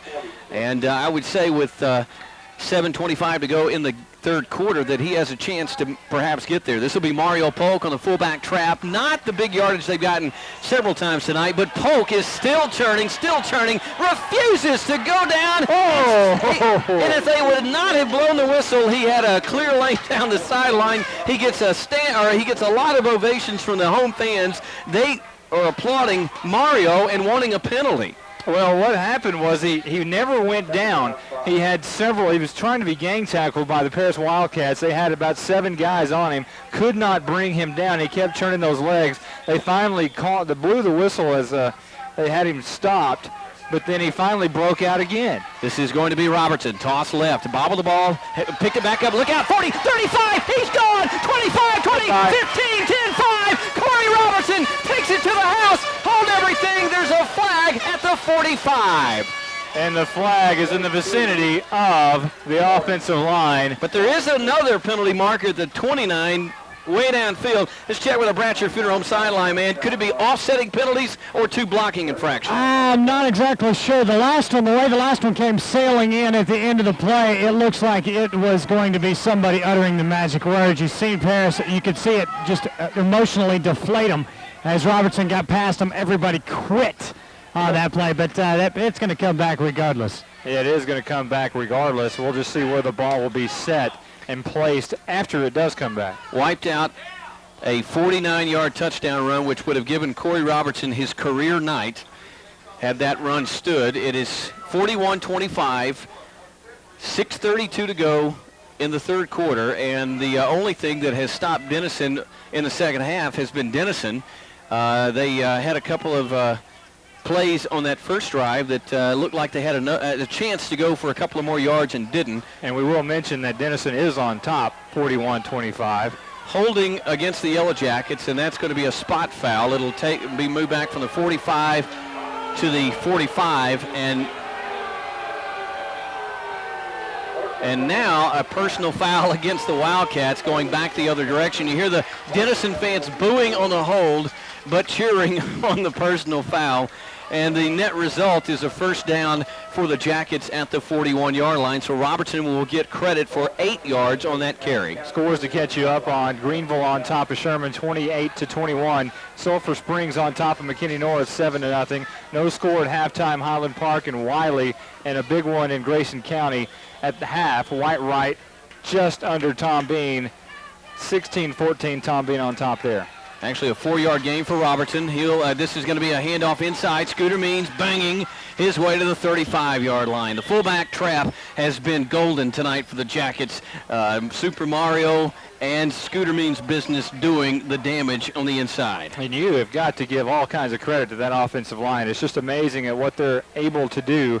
And I know a lot of the credit goes to Corey Robertson and Anthony Hines and Scooter Means and guys like that. But I'm telling you what, it's those guys that don't get a lot of the credit, those big uglies up front that's doing the damage. You said that, I didn't. I'm not going to get on their bad side. They're a lot bigger than I am. The Jackets are going to have to hurry to get everybody set. No flag they do. Robertson leaps over one tackler, got to the 31-yard line. That was close to the first down, but kind of a mix-up as one of our guards on the left side, I believe that was Jones, had trouble getting set. Yeah, Matt Jones he didn't know where to go. He was lining up on the line. There was no room for him. He didn't know exactly what was going on. He almost lined up in the backfield because he didn't know where to go. Finally, a spot opened up for him. He got down on the offensive line, and Robertson ran right by him and made a nice gain of a couple yards there. It's going to be third and very short. Third and very short one. Robertson gets the toss left. He'll cut it back to the interior, has the first down. Inside the 30 to the 27. It's now the yards become tough. And here's a late flag. And I'm not sure who that's going against. Let's see. Jason, that was thrown around 3 Yellow Jackets. What's going on? It's going to be somebody talking. That's all you can tell. The way that came in, and it looks like it's going to be against Paris. The Jackets Crowley pointing against Paris, and you can see the frustration starting to set in. They know every play what's coming to them, and they can't do anything about it. So frustration starting to really build up. And that happens to every team. The Denison Yellow Jackets have played so far this season. Nobody has stopped them, not even South Lake Carroll. You know exactly what's coming. Try to stop us, and they can't. They can't stop the Denison Yellow Jackets. Yeah, I think somebody was just tossed from the ball game. Kind of hard for us to see who that might have been. Let's check over on the...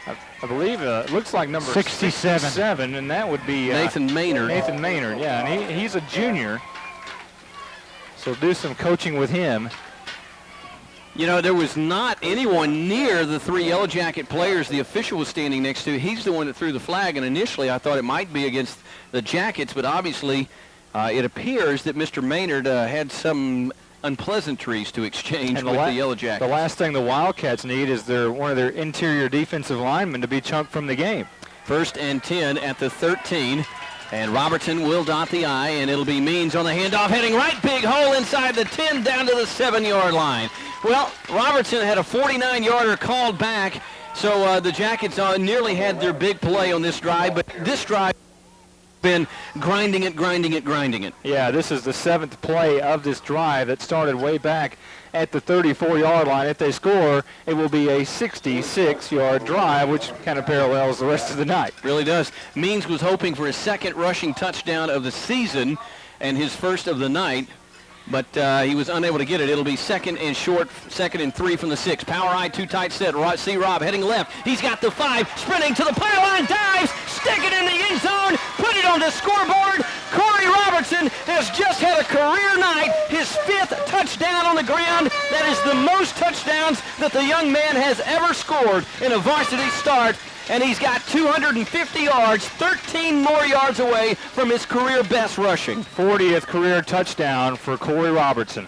I'm telling you, this young man will play on Sundays. We all think that it'll probably be as a safety. a la Roy Williams instead of a running back, but he's pretty impressive as a running back. The Jackets in the swinging gate. Now they're going to go for it. Means gets it on the snap. He's to the goal line, struggles, and he is denied. A foot short as the Jackets roll the dice and go for two. 4:09 to go in the third. Denison 47 and Paris 25. We're back after this Yellow Jacket timeout.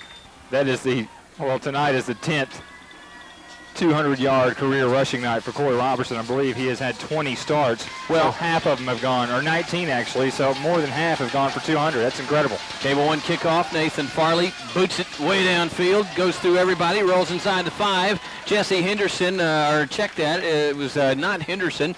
It was Giz Hill in the game as a return man, and he lets it go into the end zone just barely, and the Wildcats start with their worst field position of the night. We told you at halftime, Denison needed 467 yards rushing in the game to have 2,000 yards rushing in October. They had 433 in the first half. They're now up to 491. Can you say 2,000 yards in the month of October? That is absolutely unbelievable. Here's another thing unbelievable. Greenville and Sherman are now tied in the third quarter, 28 apiece.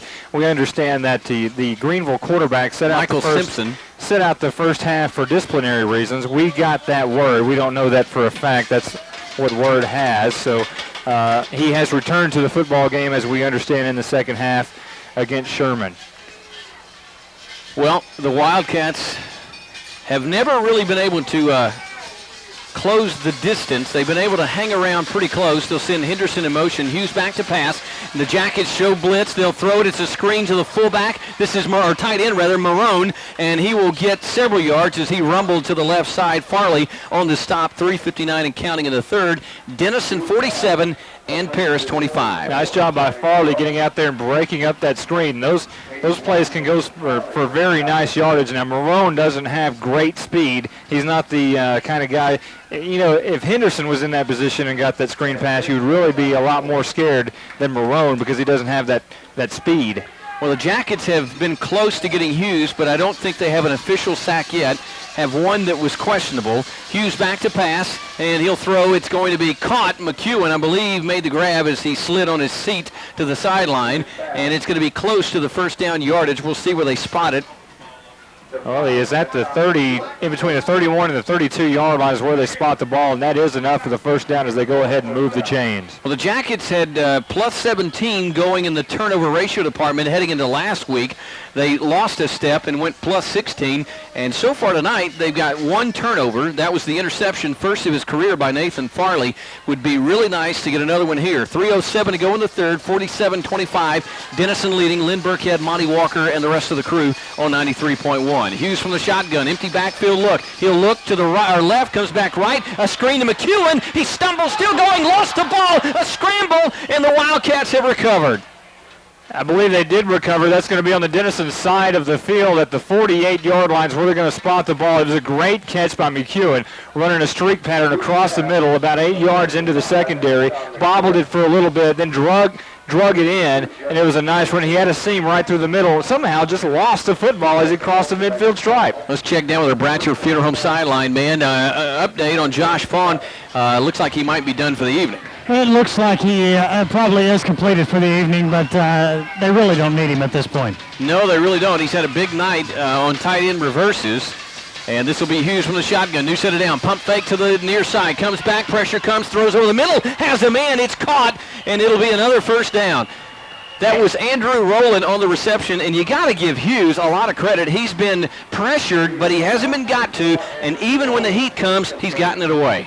You know, he's kept a calm head all night long. He doesn't get rattled back there. He's had several defenders right in his face as Desmond Baker came up. Once he scrambled out of the pocket, Baker scrambled towards him to try to make a play on Hughes, and he was able to release it just in time, and a nice play there. He really is calm under this storm. Well, I believe that Hughes may have eclipsed here in the second half the all-time passing record here at Paris High School. Verify some numbers in just a moment. This is a fake handoff. Henderson. Hughes will run up the middle, and he'll be tackled by Malcolm Allen as he got across the 35-yard line.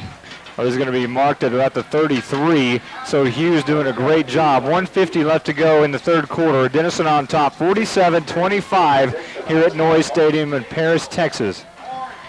Well, yes, indeed. As I do the math, don't check that.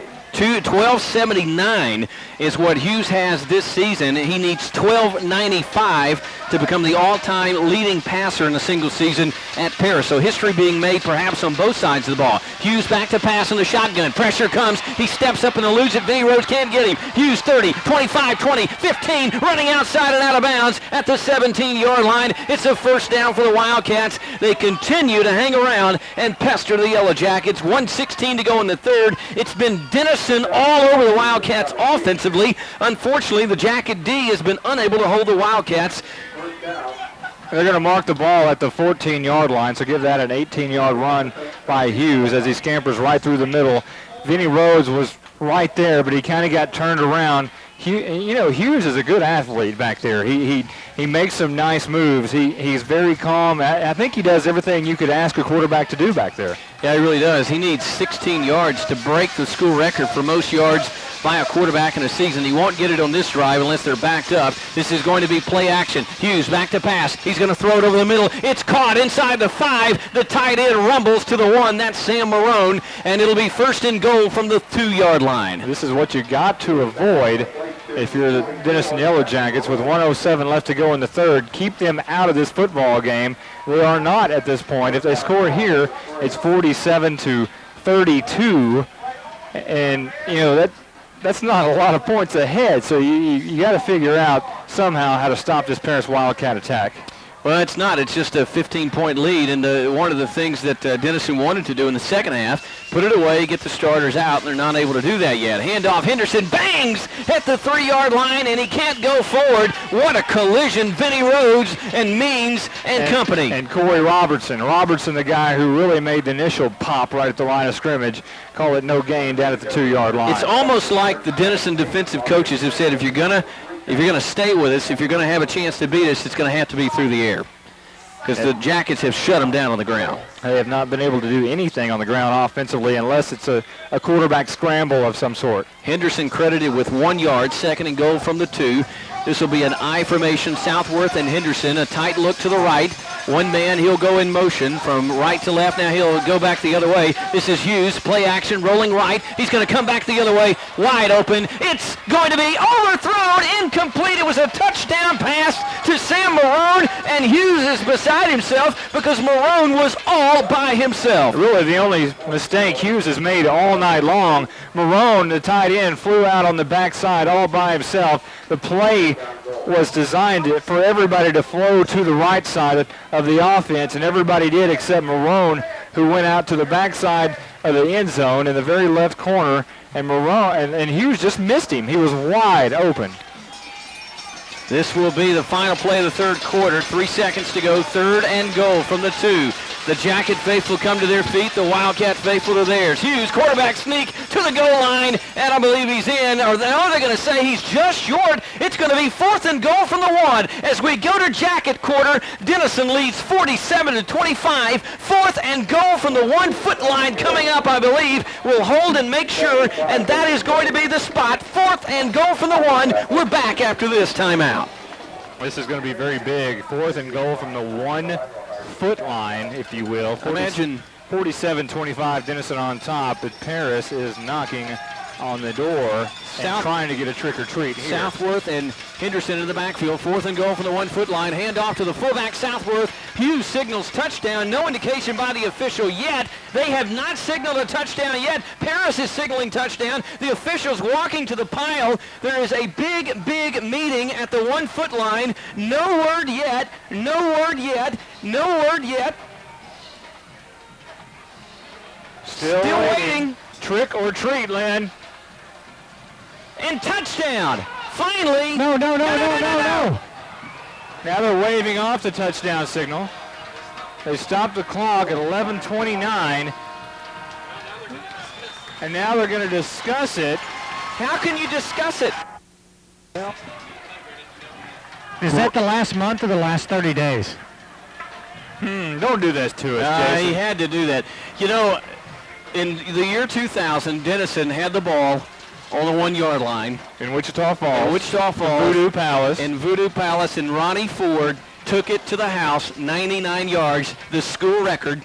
And we've always wondered, could C-Rob 2 get a chance to tie? He can't break. 1st and 10 from the 1. This is Robertson. He's trying to get outside, and he's going to be tackled in the end zone, and it's a safety. So no 99-yarder.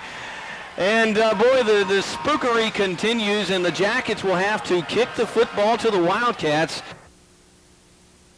Leaps ahead of prime time on the all-time career touchdown list tonight. So just a magnificent game by the Yellow Jackets so far. Still 11:24 left to go in this football game. Denison up 47-27. Well, you got a free kick, and, what do? Do you let Farley kick it off the tee? Or do you Hoekstra is your backup punter, so, there's a lot to be said about Farley trying to bang it down there since your first-team punter is out. They are going to elect to go ahead and let Robert Hoekstra punt the football, though. Well, it's been a strange night. The Jackets have dominated on the offensive side of the ball, and really that last play is really their only miscue of the night, as they have scored on all but one possession. Now Hoekstra is going to kick it. It's an end-over-end kick. It's going to take a bounce. It's going to die, and it's a loose ball. It's going to be taken by an up man at the 40, and he'll be tackled at the 46-yard line. It was Lloyd Gordon, one of the up men, who took the ball on a hop. It was just kind of sitting there, took a high hop, and Gordon was able to say, hey, somebody's got to get that. And he was able to come up and field it on the hop. And now the Wildcats, they're not out of this by any stretch. They're down 20, 47-27. There's 11-17 to go in the game, and they've got the ball at the 47-yard line. One thing I've noticed over the past several games here, Lynn, I'm looking out at the fans in the stands, and more each week there are more video cameras out when Denison is on offense. It's unbelievable to see the video cameras in the stands by the fans. Well, the Jackets had some answers defensively just a moment ago, and now the Wildcats will break a full house backfield, and it'll be Hughes. He'll fake the handoff to Henderson. Hughes rolling to the right. Here comes Malcolm Allen. He throws. It's complete. McEwen, no, he dropped it. It was on the money. McEwen had to really hustle to get to the ball, but he did. He just couldn't hold on to it. And I'm telling you, boy, the Wildcats have really had a great night tonight throwing the ball against the Yellow Jackets. As a matter of fact, we told you Hughes needed 16 yards to become the all-time leading passer at Paris. He's got 251 and one more completion, and he will move into the first place spot. Well, they pretty much had to resort to throwing the football because they were not able to do anything on the ground in the first half. He needed 12.95. He's got 12.90. Hughes back to pass. He looks for his own history, throws over the middle, incomplete. And there's a late flag, 2 late flags. And let's check that with our Bratcher Funeral Home sideline man. That ball was not catchable. 3 flags. What's going on? Yeah, that's exactly what they're looking at. We'll have to see if the referee can overrule that, because that was about 7 yards over the receiver's head, even when he was stretched out in the air. Well, Coach Brown is waving his arms over his hat, saying that it was not catchable. It was over his head. That's what they're arguing now. He obviously was hit before the ball had a chance to get there. Marcus Davis timed it a little bit too quick, and now they're going to rule against Denison. So that's going to be a first down for the Paris Wildcats, as that's going to move the ball up a little bit. Well, they don't pay me to be a zebra, but that's not the call that I would have made. The ball was clearly, from my vantage point, over the head of the intended receiver, but the officiating crew does not agree, and they signal Denison pass interference. And the Wildcats, instead of facing 3rd down and 10, now have it 1st and 10 in Jacket territory. It'll be a spot foul, and the ball will be placed at the 45-yard line. It'll be a 1st and 10 from the 45. So Hughes does not get the 5 yards credit on that, but he's looking to become the best passer in regular season history at Paris High School. 1st and 10, the ball at the Denison 44. Hughes, he'll fake the handoff to Henderson. Hughes in jail. Willard nearly gets him. Hughes steps up, and he will not. He'll be tripped by his own guy. The Jackets have not been able to dial him in all night. They had 8 sacks a week ago. They've been close tonight. They just can't get to him. He's elusive. Well, it was his right guard. Brian Glass is the guy he got in trouble with and tripped over, his own guy. the right guard, Brian Glass. He was trying to get out of jail. As you mentioned, he was in jail by the Denison front four. They were surrounding him. He was trying to break free, but ironically, it was his own man who he ended up tripping over. Well, they've almost abandoned the running game at this point. And why wouldn't you? Yeah, 10:30 to go in the game. They're down by 20, the Wildcats, that is, to the Yellow Jackets. This is Hughes back to pass. Here comes pressure. Now he's going to step up and run. He's got room to run, a lot of room. He's to the 35, to the 30, and spilled at the 27 or 28-yard line. Marcus Davis on the stop. He's in some obvious discomfort, and it looks even questionable to me as to whether he's going to be able to continue. He's looking to the sideline, and he is. Let's check it out with Bratcher Funeral Home, man. He's not going to be able to scramble with they're going to take a timeout, so we'll save that visit with Jason Smith. Timeout on the field, 47-27. The Jackets in the lead, but the Wildcats continue to hang around on big plays. Hughes up under center, and he will start a man in motion. He's back to pass. Now he's going to come near side, just threw it away. And, well, what is that? There you go. I was about to say that could be a career-ending kind of thing right there. Yeah, Jesse Dixon got blindsided by Brian Glass, the man who momentarily just took out. And it probably is going to be grounding for throwing the ball out. So there's two flags. Let me explain what happened. I was so dumbfounded by what Glass did. It was inexplicable because the play's over. The quarterback, Hughes, the ball's already laying on the ground, and Jesse Dixon had turned to look at Corey Robertson and company. He has his back facing the line of scrimmage, and Glass just obliterated him below the knees from behind, and Dixon came up limping. I'm telling you, that's the way to blow knees out and have a career-ending injury. The official, I couldn't believe it. He was sitting there looking, and it took him a full 10 seconds to throw the flag. Let's check down with our Bratcher Funeral Home sideline man. Jason, did that look as bad to you as it did to me? It was nasty. It was one of those things that you don't want to see in instant replay. 2 penalties now against Paris. They did get him at his unsportsmanlike for grounding, so that will be 15. And then the unsportsmanlike block below the waist, personal foul. That'll be another 15 yards, tacked on 30 yards in penalties. Below the waist? How about below the knee? 30 yards is obviously worth 30 yards is obviously worth the penalty here because that is an absolute terrible way to block somebody after the play is over. That is just absolutely uncalled for. Yeah. And thank goodness Jesse Dixon is walking around and he's okay. He's still on the football field. Yeah, I had nightmare right there, but I've seen a lot of players helped off the field on a stretcher after a play like that. They're only going to mark one 15-yard foul here. Second down and 22 from the 40. Hughes will change the play at the line. He's up under center again. He's limping. He'll send a man in motion, and this is going to be play action. He's rolling right. He looks like he doesn't have the wheels that he did. Malcolm Allen got to him as he threw the ball. It's going to be incomplete. Almost a great pickoff by Corey Robertson on the sidelines. It'll be out of bounds and incomplete. And is that a Yellow Jacket slow to get up on the far sideline? I believe it is.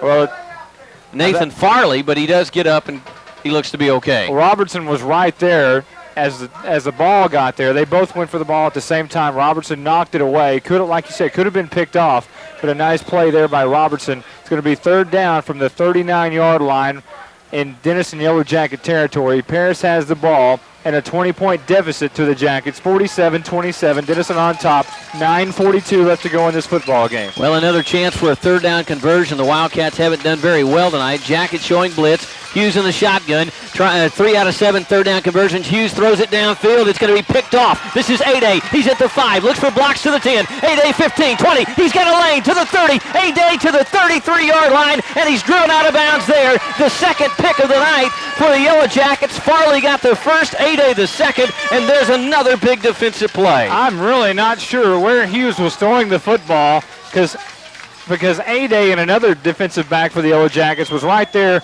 There was not even a Wildcat anywhere around. And A-Day probably has the easiest interception he'll ever have in his entire life. It just fell right in his lap. Third interception of the season. And there was some possibility if he could have found a couple of more blocks that he could have rumbled a long way. The Jackets have started almost all night around the 30-yard line, their own 30. And yet again, they'll start at the 33. Robertson will be the I-back. Means the fullback. Robertson toss. He comes near side. 35, 40. Look out! Robertson 50. Cuts it back to the 40. And one man brought him down, or it was a foot race to the pylon. Robertson goes down at the 36-yard line. There's a nice cutback move at the 42-yard line by Robertson. Tried to cut it back left. They're moving now left to right on the radio dial. He took off running towards the right side, right behind Matt Jones and company, and got across the midfield stripe, tried to make a cutback to burn the outside defensive back. Couldn't do it, and he's down at the 36-yard line. If he did, he was taken at 67. He was literally thinking about his 6th touchdown of the night. This is a handoff inside to the fullback. That's going to be Scooter Means, and he pounds his way to the 29. Ladies and gentlemen, Corey Robertson continues to absolutely electrify. 280 yards rushing. That is his career high as he eclipses his previous best, which was 263 yards 3 weeks ago against Sulphur Springs. So on the night, Corey Robertson, 5 touchdowns, 28 carries, 280 yards rushing. The only thing in doubt now is whether he gets to 300 for the first time in his career. Both career marks, 280 and the 5 touchdowns. The most carries he's ever had in a game is 37. That was last year versus Ryder. He now has 28 carries at the moment. 2nd and 4. This is going to be a handoff. Means again, heading left, and he's got a first down inside the 25. They faked it left to Robertson, or was that Hines? Check it, it was Hines that was in the ball game. They faked it left, or right rather, to Hines, and Scooter Means took it and headed left. 8:09 left to go in this football game. Denison on top by 20, 47-27, and driving for more at the 23-yard line. Corey Robertson, a career best both in yardage and touchdowns, 280 on the ground, 5 touchdowns, and the young man just continues to just absolutely just defy description. 534 yards of total rushing offense for Denison right now at this moment. This is going to be a handoff. Hines running right to the 20. Hines 15, breaks free, stick it in the end zone, put it on the scoreboard, a 23-yard touchdown run, and 2 weeks ago, Denison High School set a school record with 552 yards rushing. They just broke their own record. Denison now has 557 yards rushing on the night, and we've got 7:37 to go in the football game. Absolutely incredible, Lynn. Corey Robertson, I was adding the numbers up when Hines took it in, and he's over 100, I believe, or very close for the night. 86 yards for Anthony Hines as they try to go over the 100-yard mark yet again. Shock and awe. Corey Robertson, 1,897 yards rushing on the season. The game's not over. He missed a start, and we've still got one to play. This is going to be a fake. It's Matt Fink rolling to the pylon. He'll sprint. Does he get in? Yes! It was a bad snap. Fink just picked it up. It was a bad snap. Very alert by Matt Fink. 55-27. It is a shootout in Lamar County, 7:37 to go in Jacket quarter, and the Jackets take it 67 yards. They have owned the line of scrimmage. They do in the fourth quarter again, and Denison is heading to a share, at least, of a District 11 4A title. We're back after this Yellow Jacket timeout. And there's been a lot of it. It'll take 20 minutes to unsort the records that the Jackets have set tonight. They lead 55-27 against Paris as Nathan Farley bangs another cable one kickoff. It's off and up, man. A scramble for the ball at the 45, but the Wildcats have recovered. Nathan Farley unleashed a howitzer downfield. It hit the first man. It passed. It bounded up in the air, and the Jackets were close to a onside kick. Well, it was unintentional. He's trying to squib the ball down the middle, trying to keep it away and out of the air from Jesse Henderson. He's trying to squib it, and it accidentally banged into one of the up men for the Paris Wildcats. And I thought at one point looked like the Jackets were going to be able to jump on the football and gain possession. However, one of the Wildcats did jump on it finally, and they're going to take over at the 45-yard line in their own territory. Our first final of the night, Highland Park defeats Wiley 14-3. So the Scotties, that should eliminate Denison from having a chance to play them until deep in the playoffs. This will be Hughes on the shotgun. He's going to swing it out, a swing pass. It's going to be complete. 45, Gordon to the 45 of Denison. He caught it at the 45, his own 45. Marcus Davis tackled him 10 yards later at the Denison 45. 7:29 to go in the game. Denison 55, Paris 27. The Jackets with a win clinch at least a share of the District 11 4A title. Marcus Davis upends him once again. He's going to come off limping again because Davis puts his head down on the shins and flips over the ball carrier. And I'm telling you what, that's got to be one of those pain things when you get your shins hit on a helmet. Well, records falling all over the place. Brian Hughes. That gives him 261 yards rushing passing on the night, and he moves into first place on the regular season passing charts in the 90 years of storied Paris High School history. This will be Hill in motion. And Hughes, for the first time tonight, is sacked in the backfield, and guess who?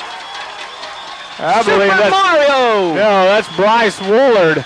Woolard comes back and just levels Hughes, and you could hear the roar from the Denison crowd as he just put his helmet right in his face and right in his chest and drove him back. That was just a magnificent job by Woolard, who was untouched from the right defensive inside. My apologies to Bryce and his family. When he got up, I just saw the two and thought it was the linebacker, Mario Pope, but Woolard remembered Josh Vaughn sitting on the sidelines, so Woolard in for the injured Josh Vaughn, who has a sprained ankle. But Josh is up and has his shoes on. He's apparently not hurt too bad. Henderson in motion. First sack of the night. Here comes Woolard again. Screen pass. Maroon, the tight end on the tight end screen. He's tackled. Nathan Farley had that one dialed in. It's a loss of 1, and the Jackets are beginning to come up with defensive answers in Jacket quarter. This is going to be third down and extremely long. Call it 3rd and 20 from the 45-yard line in Paris territory. 3 for 8 are the Wildcats on third down as they try for 4 for 9 here. 5:44 to go in the game. 55-27, the Jackets leading.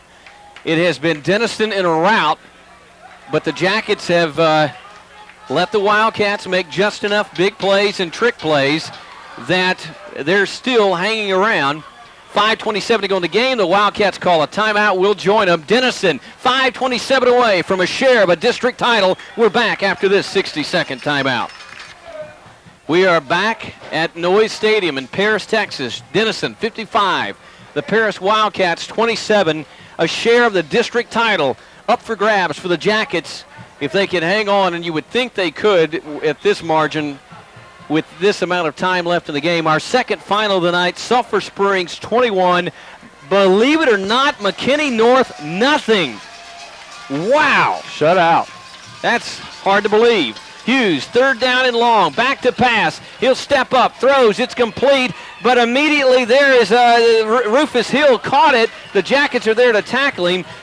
They've got about 6 yards to go for the first down as he scampered for an extra 5 or 6 yards. As Hughes continues to pad his numbers. His best night of the season was 309 yards passing against Hillcrest back in week 5. Well, here's your game. And he's heading that way. Here's your game for Paris. 4:57 left to go in this game. 4th down and about 7. If you don't convert here, if the Wildcats don't convert here, Denison will take over and can probably run this clock out. Hughes in the shotgun. Henderson flanks him. Now they'll flop sides. 4th down and long. The Jackets jump, get back. Hughes back to pass. Rolling right. Now he's going to step up. Wants to run. Nowhere to go, and he slid down. I think his feet must have come out from underneath him. I know he has been limping around, and he's limping around again, and now Denison will take over on downs with 4:34 left to go in this game on top 55-27 at Noyes Stadium in Paris, Texas. And Denison, the Yellow Jacket fans are extremely happy here, and everybody's going to go home with smiles on their faces on this nice 45-minute drive home. Corey Robertson will not stay in the game as the tailback. We had said the 300-yard watch was on, but Anthony Hines will get the first call. The ball at the 44-yard line of Denison. 4:34 to go in the game. 55-27. Denison already has set another school rushing record tonight And this will be a handoff. Mario Polk, he's going to add to it, to the 50, into Wildcat territory. A first down, perhaps, to the 46-yard line. Nice run, the inside hitter, the inside trap to the fullback, running from left to right on the radio dial, and Polk runs across the left tackle, and a nice gain there across Vinny Rhodes and company. So the Jackets now pushing towards 600 yards rushing. That's almost unthinkable. They would need about 30 yards. If they scored on this drive, they would do it, more than likely, if they do it on the ground. And they should, with 4:12 left to go on this clock, trying to run out the clock here. 567 rushing for the Jackets tonight. And we're going to give the answer to the trivia question in just a moment. 1st and 10. Robertson will still stay on the sidelines. He may be done for the night. 3:57 and counting in the fourth quarter.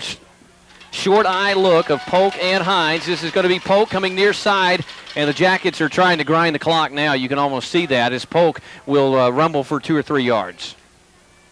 Hey guys, we got the trivia question. Jim Taylor is the winner.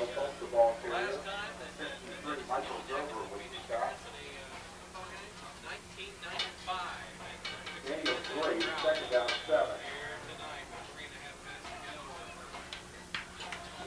Over 2,100 yards down the Thanks to Cotton Patch for sponsoring that all season long. Yes, indeed. 570 yards rushing tonight. Polk is going to add a big chunk. He's to the 30. He's still going to the 26-yard line. It's another Jacket first down. 3:09 to go in the game. The Jackets beginning to put the nails in the coffin. Halloween 2003. There's been a lot of trickery, but there's been a lot of treats tonight for the Jacket faithful.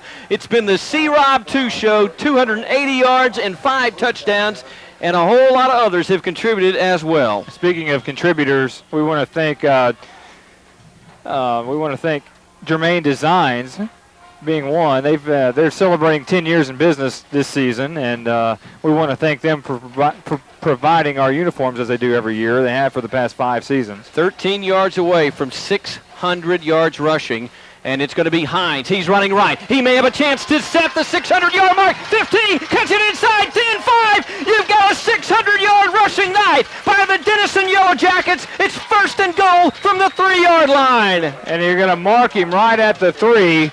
Wanted to make sure that we got the no call there, that he was down and not in the end zone. He is at the 3-yard line. 2:40 left to go in this football game. Denison on top, 55-27, and they are knocking on the door here. We'll see what Coach Bob Brown elects to do as Anthony Hines stays in the football game. No A.J. Train yet.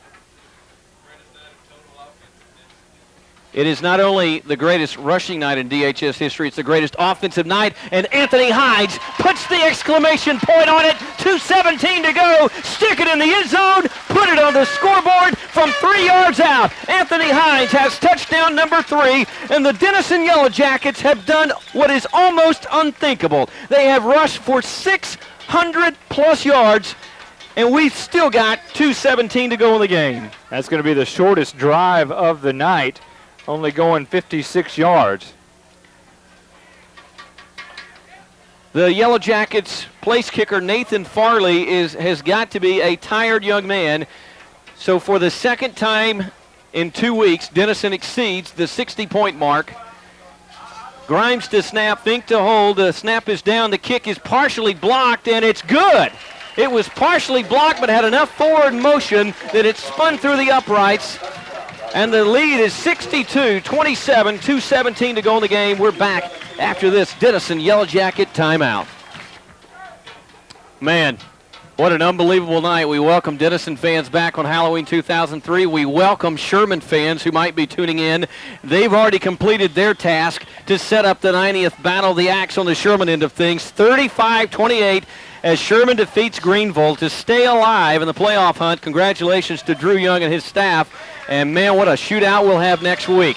This is Nathan Farley on the Cable One kickoff. He'll squib it down the field, taken by Dawson at the 15 up to the 20, and he'll weave his way around the 28 or 29-yard line. Here's an American Bank of Texas drive recap. Monte, an unbelievable 613 yards rushing for the Jackets tonight. They capped it off with the shock part of shock and awe. And that is a school record. 5 plays, 56 yards on that drive. It's the shortest of the night.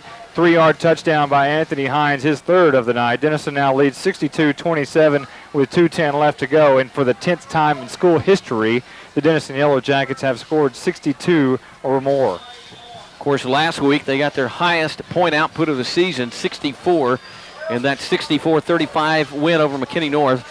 Again, Sherman has done its part, 35-28, as the Bearcats hold on to defeat Greenville. Sulphur Springs, this is almost as unthinkable as what the Jackets have accomplished tonight. They shut out McKinney North 21-0. That's a final. Highland Park 14-3 over Wiley. This is going to be Gordon, the new quarterback. He's going to hand it off, and it's going to be the fullback rumbling out near the 40-yard line with 2:02 to go in the game.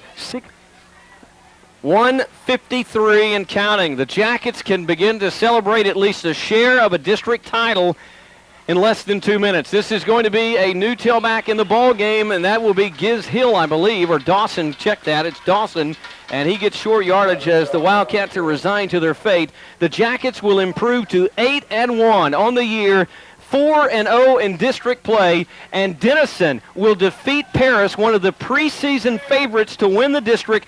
Denison will win at least a share of a title for the first time since the year 2000.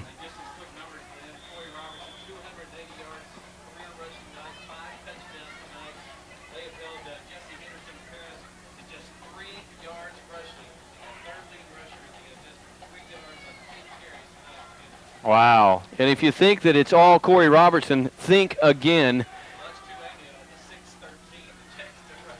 Anthony Hines goes over the 100-yard mark again, and the fullbacks are over the 100-yard mark. This is going to be a big run by a new tailback in the game, and mop-up duty, he'll get across the Yellow Jacket 40 to the 35, and that's going to be Marcus Brown on the carry. Clock will continue to wind inside of a minute at 45 seconds. Corey Robertson, 1,897 yards rushing on the season. Anthony Hines is also having a fantastic year as a backup tailback, the second part of that shock and awe combination.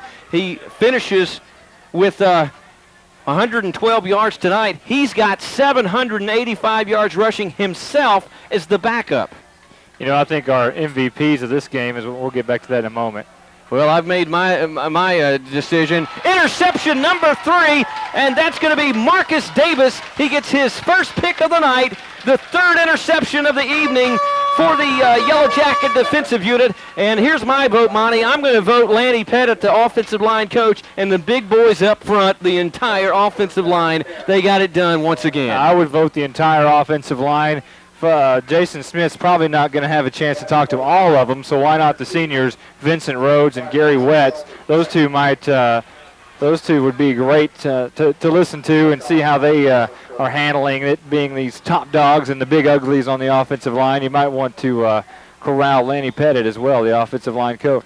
One snap is all that separates Denison from an 8-1 mark, a 4-0 mark in district play, and at least no worse than a share of the District 11 4A title. The ball has been snapped. The clock is running inside of 20, and here comes the water bucket. Coach Bob Brown completely unaware, and he's doused at the 30-yard line, and he is enjoying every single second of it. Let's check that with our Bradford sideline man. Jason, that's a very happy Bob Brown. Oh, indeed it is, and that was set up.